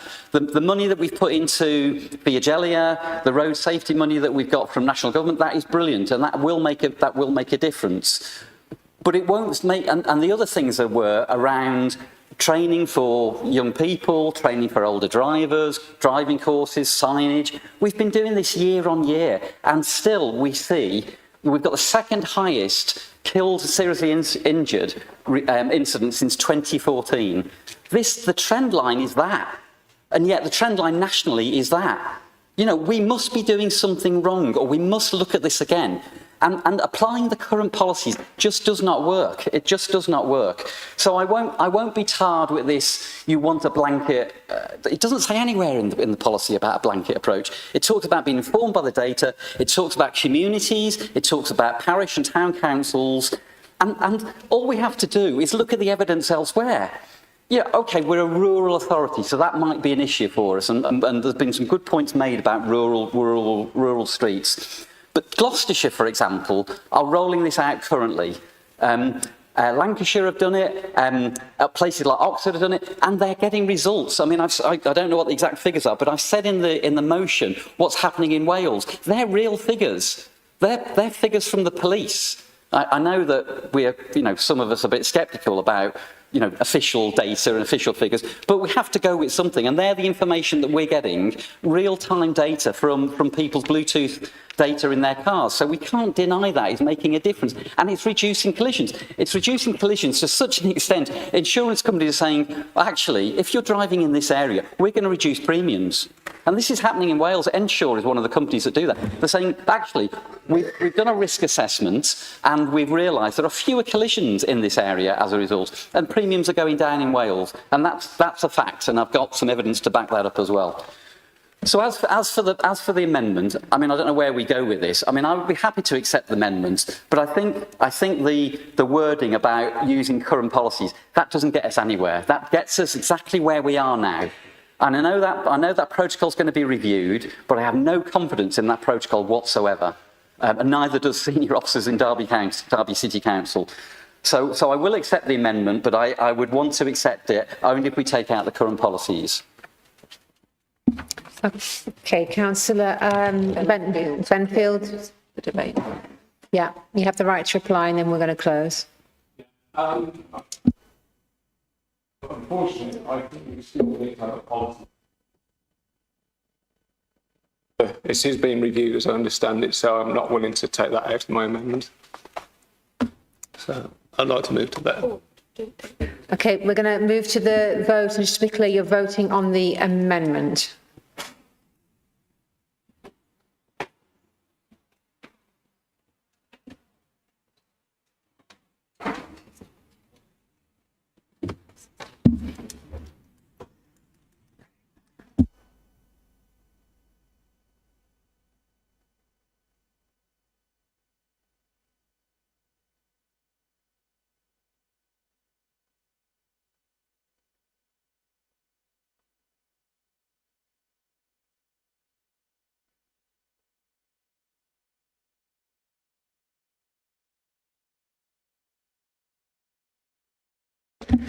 So we're going to go back to the debate on the original motion as it's been amended. This has been carried forward. So is anybody who would like to speak on that, please?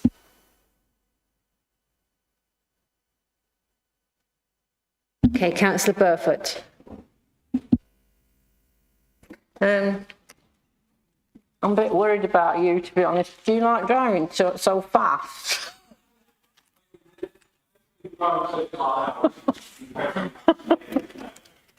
But anyway, so I would like to thank Councillor Kinsella for putting forward this motion. It's certainly true that in my role as County Councillor for Matlock, road safety concerns are a huge part of my work. Over the years, with the support of residents, I've campaigned for the introduction of highway safety measures, notably in Starkholme and Tansley. I've met with officers and cabinet members over the years from this administration and previous administration. I have to say it's been a struggle, and it continues to be a struggle, but all the time my focus is on improving the safety of motorists, pedestrians and cyclists. That's what it's all about. I am at the present time liaising with residents in Starkholme, listening to their concerns about highway safety, which I can assure you are very real. One of the requests from Starkholme's residents is to reduce accidents and collisions is to introduce a 20-mile-an-hour zone through the village. That is what they want. I'm afraid I've yet to receive a response from officers and Councillor Hill offering a date, which I've been promised by highways officers to meet with the residents of Starkholme and with town councillors. This is something that is really important, and I would urge Councillor Hill to get the officers to give me some possible dates. The Starkholme residents are waiting for this, and we need to come up with a date, seriously. Locals, on a general level, locals must be involved in any plans to introduce 20 miles an hour. They know their area better than anyone. So why do I support 20 miles an hour in areas where locals want them? 20 mile an hour limits are not just about reducing speed, and they're about reducing accidents and the severity of accidents. It's proven that 20 mile an hour areas, the seriousness of accidents is reduced. More physical activity is encouraged, walking, etc., cycling. It improves air quality for the people who live there. I know, for example, that people do not feel safe cycling or walking through Starkholme. They don't take their children, they don't let their children walk to school, they get out the car. Probably most members in this chamber will not know Starkholme, but if you ever go through the village, it's not a separate village, it's part of Matlock, but you will see exactly what the problem is. To conclude, we surely all want safer streets. The evidence is there. ROSPA supports 20 miles an hour. And I would just finish by saying that if any member here does not want to see safer streets, then do vote against this motion. But if you, like me, do, then vote for it. Thank you. Okay, Councillor Mazzella, please. Yeah, so I was always against the 20 mile an hour blanket ban, but I'm pleased that this amendment's gone in, simply because in my area in North Wingfield, I would like to see a 20-mile-an-hour zone outside of a school in particular. However, I think what nobody has mentioned yet is you can put as many 20-mile-an-hour speed limits around towns, villages, countryside, whatever it is. If you haven't got the enforcement to go with it, there is just no point to it whatsoever. Because I've got residents who daily complain to me about speeding motorbikes, speeding motorists, and nobody there to enforce it. So you can put up as many 20-mile-an-hour zones as you want, or wherever you want, but you've got no enforcement whatsoever. And that's the thing that we've really got to get to grips with, because everybody just ignores the speed limits that are there. They've tried speed bumps, they've tried chicanes and all that kind of stuff. This is another thing. It's just a gimmick. Unless you've got the enforcement, you're never going to change it. Okay, Councillor Hatchie, please. Thank you. So I just wanted to say that I absolutely agree with the comments that were made earlier about rural roads. I've got villages in my area where the speed limit through the village is 60 miles an hour, and it's really hard on people who live there. There are no pavements, it's a narrow road, it's really dangerous. So I absolutely endorse that. I'm not saying that we should go from 60 to 20. That's not the idea. Just picking up the enforcement point just made, my understanding is that that's actually not the case. I mean, clearly there are always going to be people that speed, but overall, if you reduce the speed limit from 30 to 20, people will tend to drive at, whereas they used to drive at 30-ish, 30 to 34, they now drive at 20 to 24. So even if they're not actually at 20 or below, they are still driving more slowly. And I think there's evidence from that, certainly from Wales. My experience of Wales is that it's really great in the towns that I've been to. You can actually make eye contact with people at 20 miles an hour. So if you're waiting to cross the road, they'll actually stop for you. Even if there's no crossing, they'll still stop for you. So it really does make a difference. And as I say, you still need enforcement sometimes, because, you know, we still have antisocial people who want to drive too fast, but not always. It's not always necessary. Anyway, what I was going to say was, from Bamford to Brailsford to Breaston, there's lots of support for 20's Plenty campaign. So several of my parishes have signed up for 20's Plenty in the division of Allport and Duffield. I am, like lots of councillors, very aware that communities are blighted by fast-moving traffic, and fail to understand why the need for someone to shave possibly a few seconds off their journey time should be prioritised over the needs of the community to feel safe where they live. I'd like to note that Derbyshire's failed to act on this means that it is fast becoming an outlier in terms of other local authorities. It's been noted in this chamber in separate debates that there's no reason for Derbyshire to always follow the herd. But this can't be justified when the number of people killed and seriously injured on our roads is high and rising, and there is a proven way to reduce that number. I also would like to note that the cost of introducing 20-mile-an-hour zones are not just offset by the savings that Councillor Kinsella's paper has mentioned, but actually also by the reduction in the cost of installing other safety measures. So, for example, in a 30-mile-an-hour zone, you might want to put in a traffic-controlled crossing, whereas in a 20-mile-an-hour zone, you don't need to. You can do something that's cheaper and simpler. So there are other savings to be had.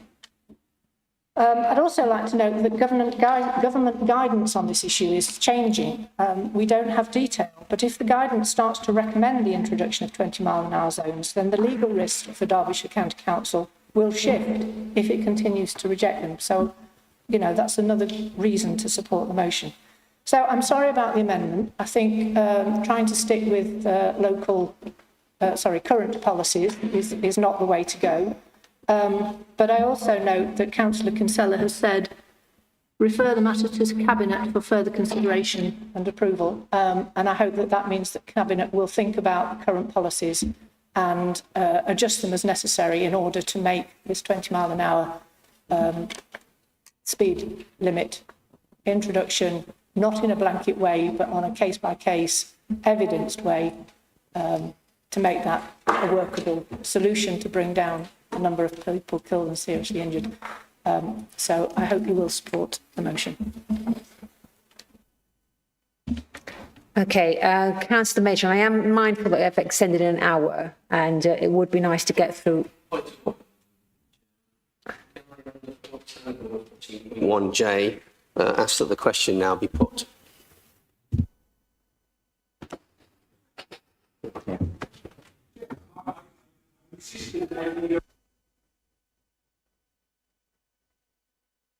So I really appreciate the opportunity to respond. Could you just 1 minute, please? Let me just consult with them. No, with the chair.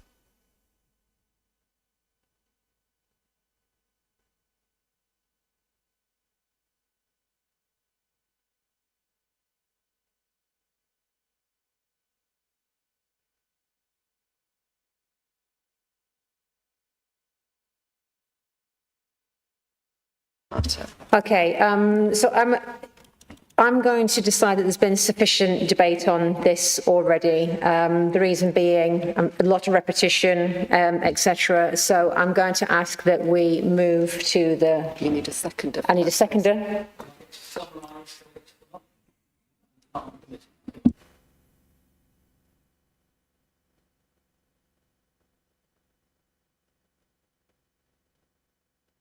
Right, I'm told the operation is to move straight to the vote. Oh, I'm sorry, you consider it.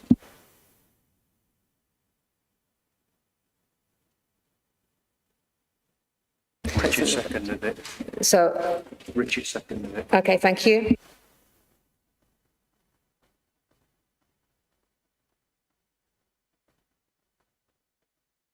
Right, so Councillor Costello, it is you to close, and then we're going to move to the vote. Thank you, Chair. So I will keep it brief because I've covered a lot of the ground and the issues have been heard. But I just want to pick up on a couple of the issues that were raised. And as you can tell from the links in the motion, I've done a lot of research on this and spoken to a lot of people on this, including our hard-working Derbyshire Highways team. The idea that if it's not enforced, it doesn't work, that's not true. If you look at the Gloucestershire report that I've sent there, 11 to 22% reduction in casualties for signage-only roads. And in our own area, in Duffield, where they brought in a 40 to 30, yes, speed limits are exceeded, but they've gone from 41 miles an hour to 35 miles an hour. That's 2025 data. And people can shake their heads about that, but that's the facts from Derbyshire County Council. So it doesn't have to be enforced. Speed limits do get reduced. I think all I want to say is that I think we should take our lesson from the Reform Flagship Authority in Kent. And we should look at what they say on their website about kind of reduction of speed and 20-mile-an-hour zones. I think they've set a clear example, and that's something we should copy and learn from. And the final thing I would say about the amendments and about the existing policy, I think it was Einstein that said insanity is doing the same thing and expecting different results. We've got the same policy, we've still got high KSI rates, we've still got high casualties, people are still going to die on our roads, and we're going to get the same results. Okay, thank you. I'm going to move straight to the vote then, please.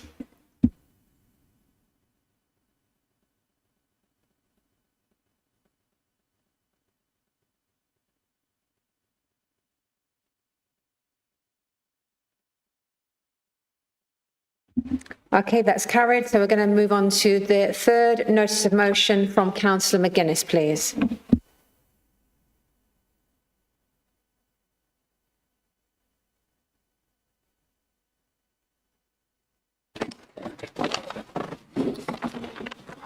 So before I say anything about the puberty blocker trial or gender identity in general, this motion isn't about stigmatising anybody. It's not about judging anybody.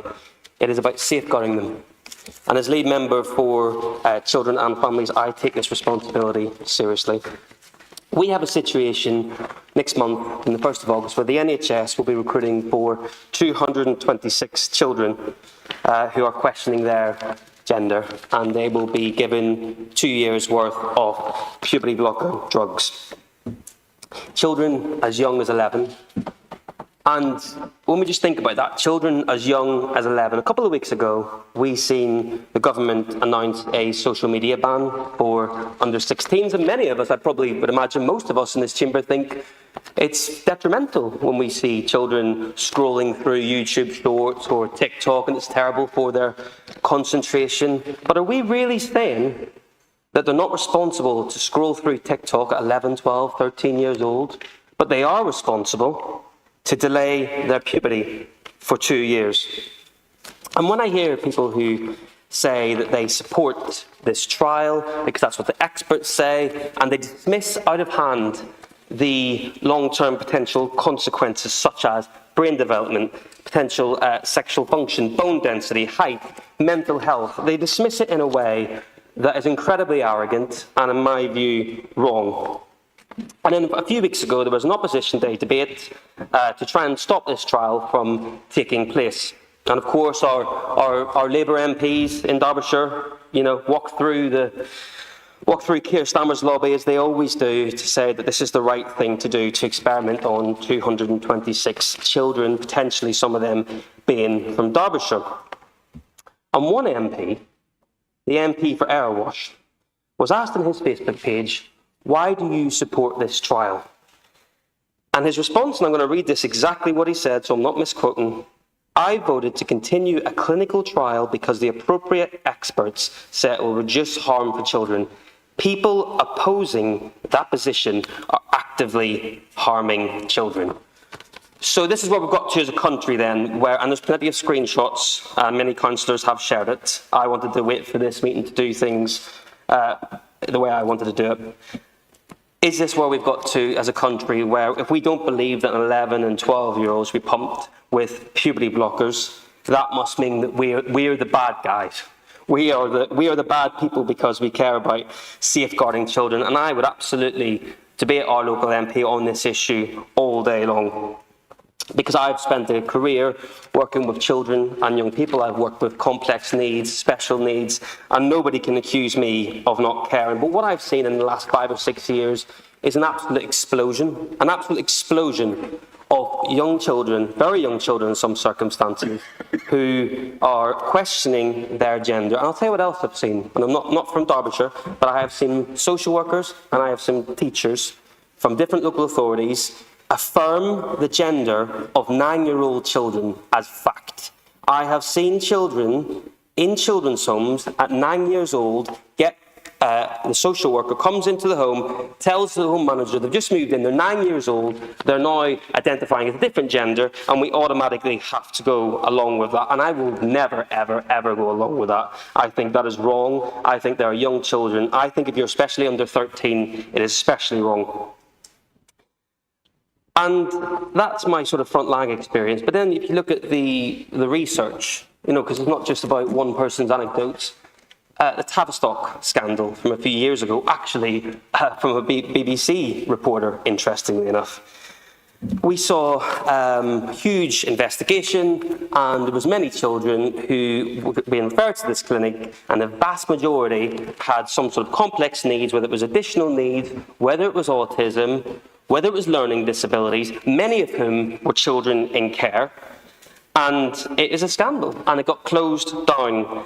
And I personally think that this is wrong. We need to be pressuring our local MPs, so it has 3 main components to the ask. First, that the Leader of the Council writes to local MPs expressing concerns over this trial. Second, that we pause a recruitment on young people, children, to this trial. And third, that the Leader of the Council publishes any responses received from Derbyshire MPs.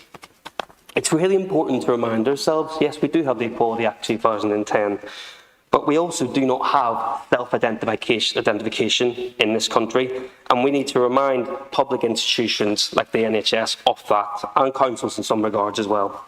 So I hope, for the sake of our children, that Derbyshire MPs show some courage on this issue. We're about to have a new MP, a new Prime Minister come in, and I really hope that they can really take a step back, reflect, think again, put some pressure on our new Prime Minister if he wants to be remotely popular, and get him to think again. And I hope that this Council supports this motion.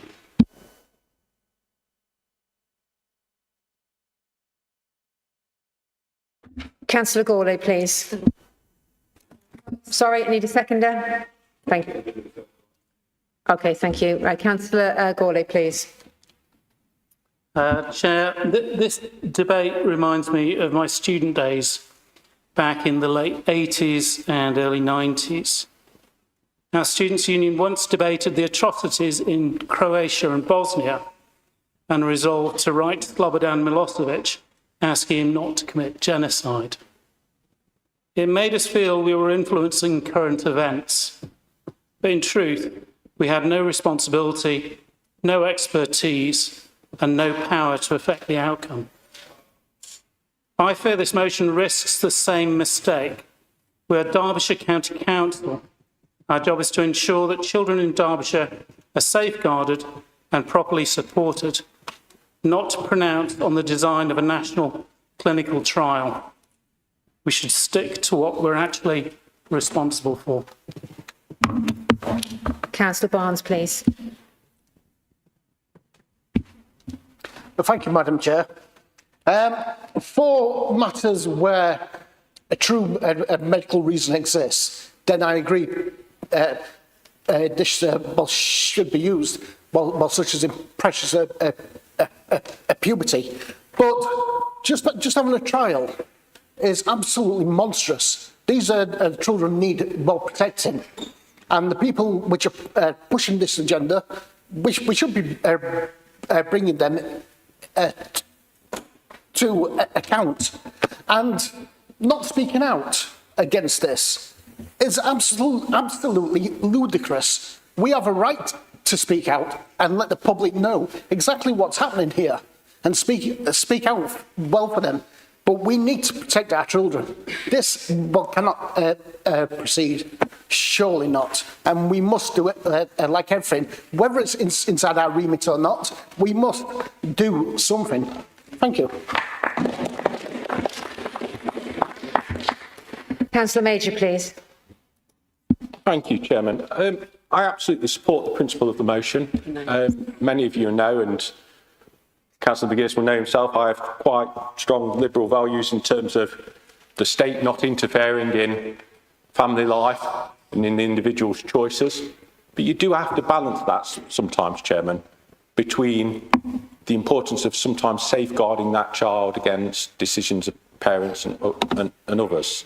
And that's why I think it's important that that's why I agree with the principle, and we need to get those balances right. Because children absolutely need to be safeguarded, and we need to be very careful that we're doing things that cause long-term harm. But we also need to recognise that at some point those children will become adults and will be able to make their own decisions. If those decisions at that stage are what they want, they should be allowed to make it. It's their life to live as their life, as long as they're not harming other people. I do have some concerns about trying to completely block things. There is always the danger that people will get on a plane, go to Switzerland, or get on a plane, go to America and go do something. So I think we need to also be aware of those dangers as well. But that shouldn't stop us from speaking out and saying that we have real safeguarding concerns. But I do find it difficult to reconcile this motion, as my colleague points out, this motion with what transpired in the last week around the budget outturn and the criticism that Reform members made of their own administration and their own Children's Services Department. I really hope that the Cabinet member is putting as much vigorous effort into fixing those problems, making sure that that department's got financial accountability, as was very well criticised by the Reform councillors, as what he's putting into this. Because just writing letters, although I agree with this contents letter, writing letters is great, but if we want to be really concerned about safeguarding children, let that effort and that energy go into getting it right in Derbyshire and protecting our kids that we have a responsibility for. Thank you. Councillor Pitsey, please. Thank you. I'm conscious I will have to probably run straight after this, as I've got another meeting to go to, but thank you. Councillor Gourlay, sorry, I shouldn't speak to you. I do like Councillor Gourlay's statement. This does feel as if it's a case of we are being asked to speak about something that really isn't anything to do with what Derbyshire County Council does.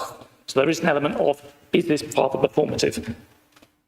Moving on from that, on what you mentioned in there, on safeguarding, support for young people and their families, and the precautionary approach that would be central to any NHS treatment, I think we'd all agree that if we'd be very concerned if this wasn't the case.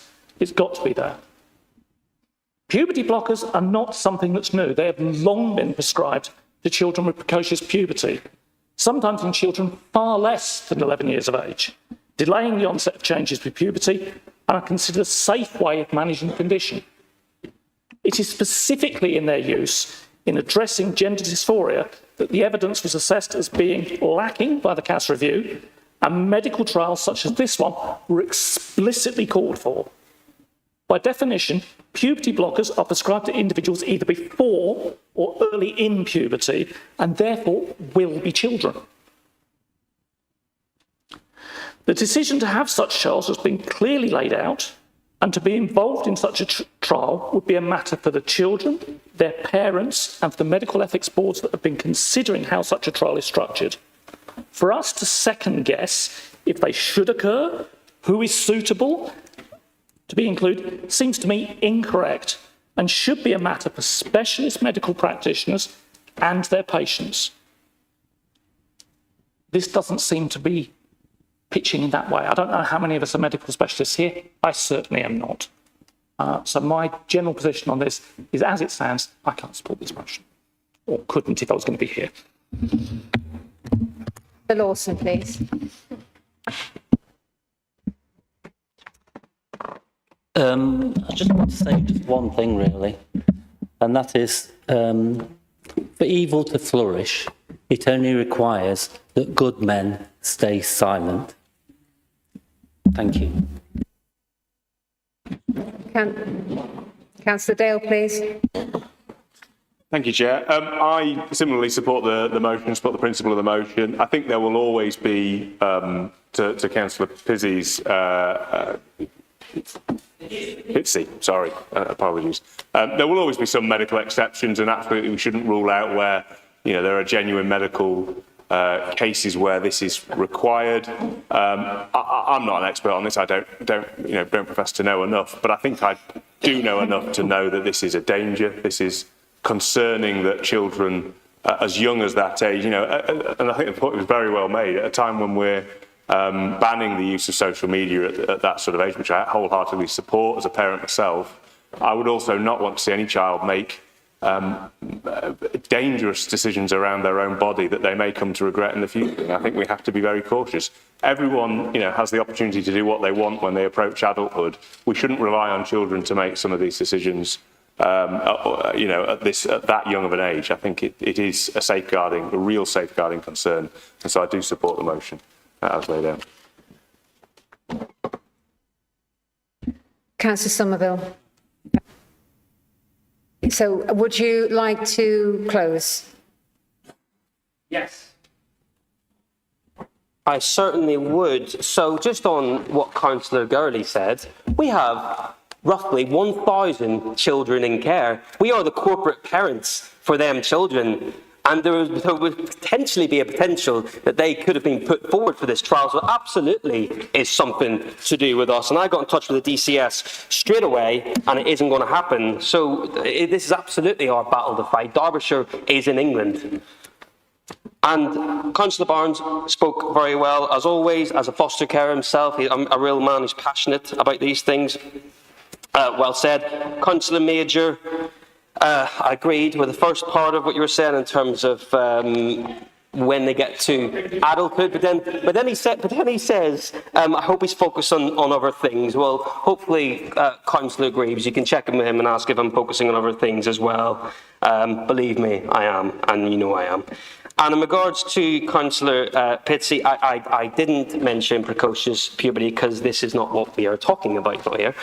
This is not what we're talking about. And I do know that the CAS report, Hilary Cass, said that there should be some sort of trial. And it's quite common practice for scientists to say that, but I don't need a scientist to tell me what is the difference between right and wrong, in my view. Even if they're a medical specialist, I I think we can all see what the difference between right and wrong is, although I do have a great deal of respect for her. So I think we all want to go home this evening, and I'll leave it there, but I really appreciate the tone of this debate, but this absolutely is our fight to have.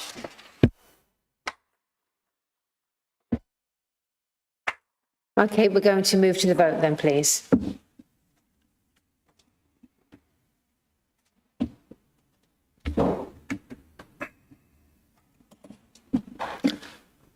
Oh, yes, we're down. Right, that vote's been carried. So we're now going to move to the fourth and final motion, and we're going to hear from Councillor Sarah Reaney. Thank you.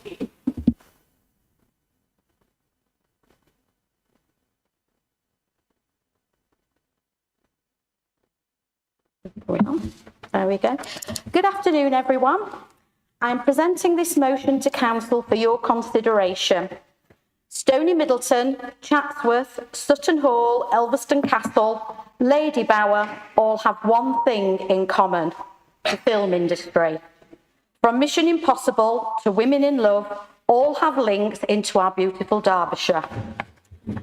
First and foremost, this motion is politically neutral and has nothing to do with national policy put out by our party. The motion is purely and unreservedly aimed at solving a regional issue. I would like to ask all councillors in the chamber to consider the motion and how it aims to improve the prospects of our own wonderful county of Derbyshire. I would also hope that we all want to improve employment prospects within Derbyshire too.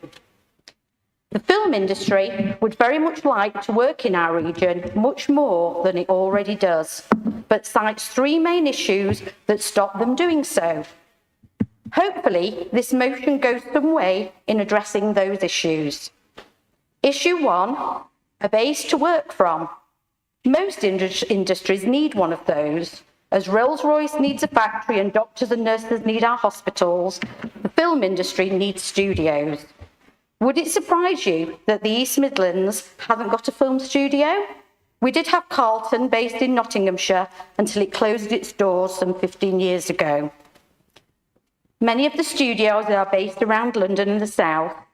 Liverpool, thanks to the Beatles and Stephen Graham, seem to have seized the moment, and the film industry is thriving in that area, creating employment and much needed jobs.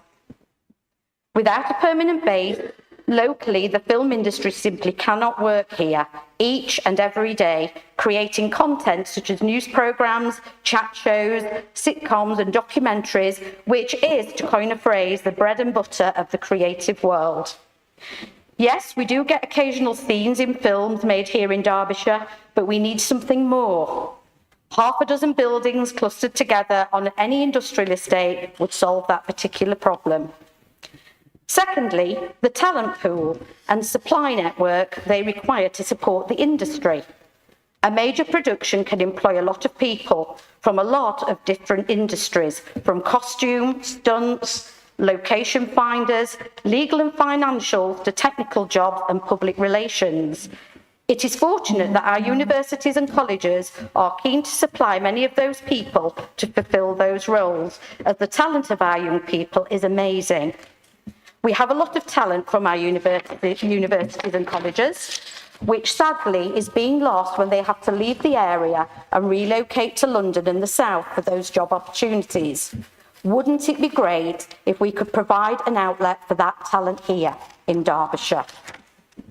Issue 3. This relates to all of us. All film productions require permissions, and that is where we come in as a council. Being friendly and open to the creative world is imperative. Support and granting permissions to use certain roads, buildings, power sources and waterways gives reassurance to the industry that we are a willing partner. Without us, it is very difficult for the film industry to operate, and they need our support. The motion merely reassures the industry that we are more prone to saying yes rather than no. The motion is needed to give a strong message to the film industry that they have our support. Derbyshire will gain in many ways. Employment being the mainstay, alongside promoting the image of our area and not forgetting tourism. If we think of all creatures great and small, Emmerdale, Wuthering Heights and the Bronte Sisters, look at the impact those programmes have had on those areas. Chatsworth being one of the big winners with Pride and Prejudice. Opportunities for our young people is one of the main drivers in this motion. In conclusion, Film England reminds us that we are a member of their charter, where DCC has already agreed support. This motion merely underlines our commitment to the film industry. It merely asks us to work and join forces with EMCA to solve problems. But the main benefit is employment in our area. Derbyshire has a missing industry, an industry that we want and need, that would provide many benefits for our county. I ask councillors to support the motion, back the idea and welcome the creative arts and the film industry to Derbyshire, thus creating employment opportunities for our region. The Dam Busters started with a dream. Let's follow them in making something to be proud of. Thank you. I commend the motion.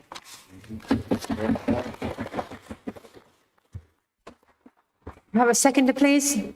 And Councillor Malone. Councillor Smith seconds, and you reserve the right to reply. Councillor Major. You say with such enthusiasm. Thank you, Chair. Unlike the last motion, which I agree with the principle, I absolutely wholeheartedly agree with this one. Absolutely fabulous thing to do. Creative industries and creative arts be a wonderful thing for our children and students to get into. Bring in inwards investment into Derbyshire. Absolutely fabulous. What I would say though is, I think we should go further. I think what we should do is put our money where our mouth is, not just be saying it, but actually putting our money where our mouth is. So I've got one little minor amendment, Chairman, and that amendment is at the end of recommendation A. So recommendation A reads as it does. We insert the words, allocate £1 million from the council's underspend as a one-off contribution to a dedicated fund to support the delivery of the plan.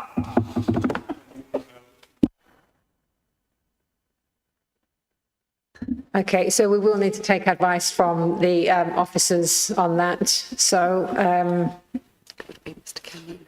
yeah. Second that, just to say that the recommendation already says ask Cabinet to. So we are not making financial decisions, as I think the monitoring officer might be about to tell us we're not doing. We're not allowed to do, rather. We're asking Cabinet to consider the allocation of that £1 million.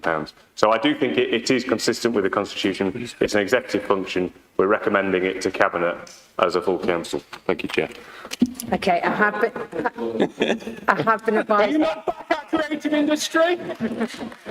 I have been advised, just on that point first, that we do have to refer that to Mr. Kenyon. I actually believe that this is an alteration to our budget. Despite the fact that he's trying to make out he's asking the Cabinet, and I actually think it's a decision that you can make whether it's allowable or not. From last year, so it's not an alteration to this year's, but it's allocated a one-off £1 million, and it is up to the Cabinet, and it already does say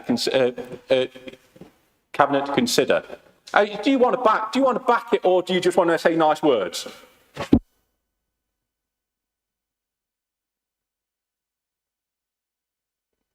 We're not discussing the budget today in this form, so it's not really a decision today to allocate any money to it.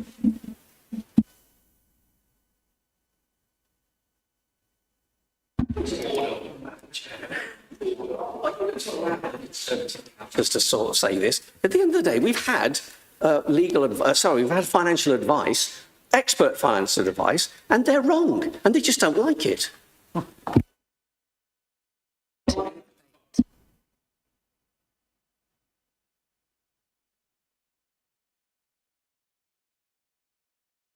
We have had advice from Mr. Kenyon that that is not an amendment and to be continued. Let's hear from Councillor Monkman. Thank you, Madam Chair. For the second time today, I'm really embarrassed and ashamed for our residents who are watching. We seem to find it more amusing to have little spats between ourselves rather than let people actually talk. I'm really sad that a lot of councillors have had to go because this is a really good motion, and I'm really sorry that because of all that nonsense earlier on, other councillors aren't here to be able to talk about it. I think it's brilliant work what you're bringing forward here. I'm blessed to live in Belper, and I'm always wondering why we're not filming everywhere around there because it's absolutely stunning. So I will be supporting this on behalf of all the residents of Derbyshire. I think it's a brilliant motion. I say again though, I am really embarrassed that it has been at the end of this and that everybody's not here to talk about it, because I know people wanted to support it. But we spent far too long talking about ourselves rather than talking about what's really good for Derbyshire. So well done you. Okay, Councillor Smith, please. Thank you, Chair. I'm delighted to support this motion and to encourage colleagues to join Councillor Sarah Reaney in recommending that Derbyshire County Council formally recognises creative industries, particularly film and television, as a priority sector within Derbyshire's regeneration, skills and economic growth agenda. The evidence is clear. The creative industries are one of the fastest growing and most valuable parts of the UK economy. In 2023, they generated around 124 billion for the UK economy and supported approximately 2.4 million jobs. The government identifies them as one of the country's key growth sectors. The film, television, radio and photography sector alone contributes more than 21 billion. This is not a niche industry. It is a major national success story. And as Derbyshire is already famous for playing matchmaker in Pride and Prejudice, perhaps it's time we helped arrange another successful partnership. Because, Chair, I genuinely believe Derbyshire should become the film industry's next great love story. Unlike Mr. Darcy, we should not spend years standing silently in the corner hoping somebody notices our attractions. And let's be honest, we have a lot to be noticed for. We have spectacular landscapes, historic towns, grand country houses, industrial heritage, rolling countryside and dramatic scenery. The UK is one of the world's leading destinations for screen production. Last year, film and high-end television production spending reached 5.6 billion, generating work for local suppliers, hotels, caterers, transport providers, freelancers and skilled tradespeople. The challenge is that productions do not simply appear, no matter how attractive the location.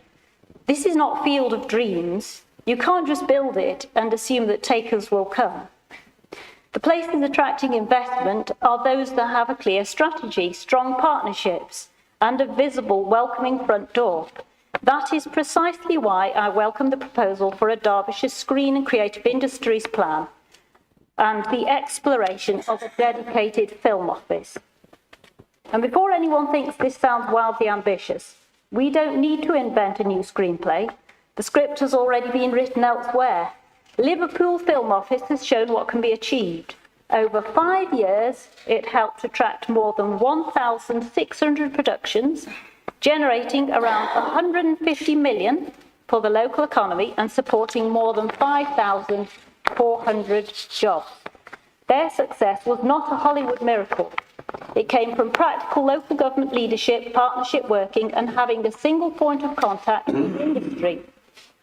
Now, I'm not suggesting that Derbyshire is about to become Hollywood. Frankly, some council meetings already run longer than most feature films. But I am suggesting that Derbyshire has every reason to be more ambitious than we have been.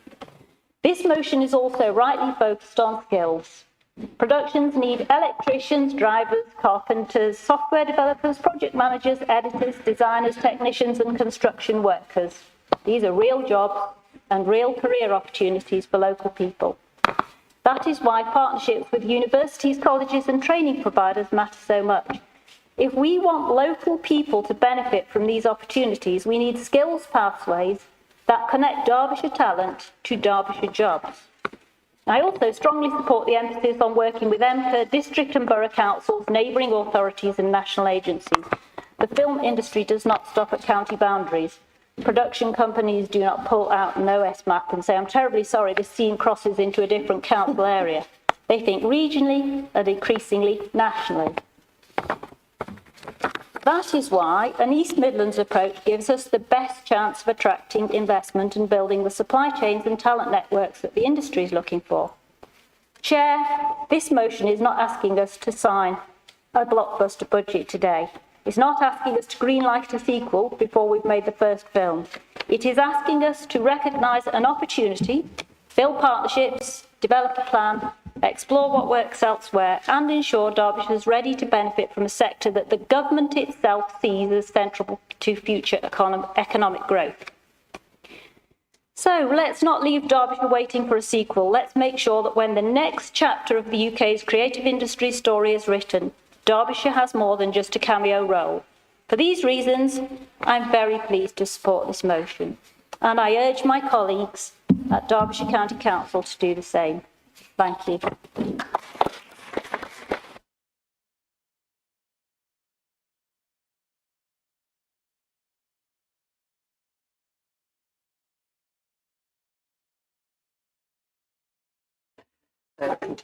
Yeah, okay. So I am going to conclude. There has been enough debate on that, so I am going to close so that we can get this complete in time, please. So we're going to move. So does Sarah? Sarah, do you want to quickly close? Briefly, the creative arts are something that we all enjoy. Let's do something positive for Derbyshire. Let's give a warm hello to the creative world. Thank you. Thank you. Can we move to the vote then, please?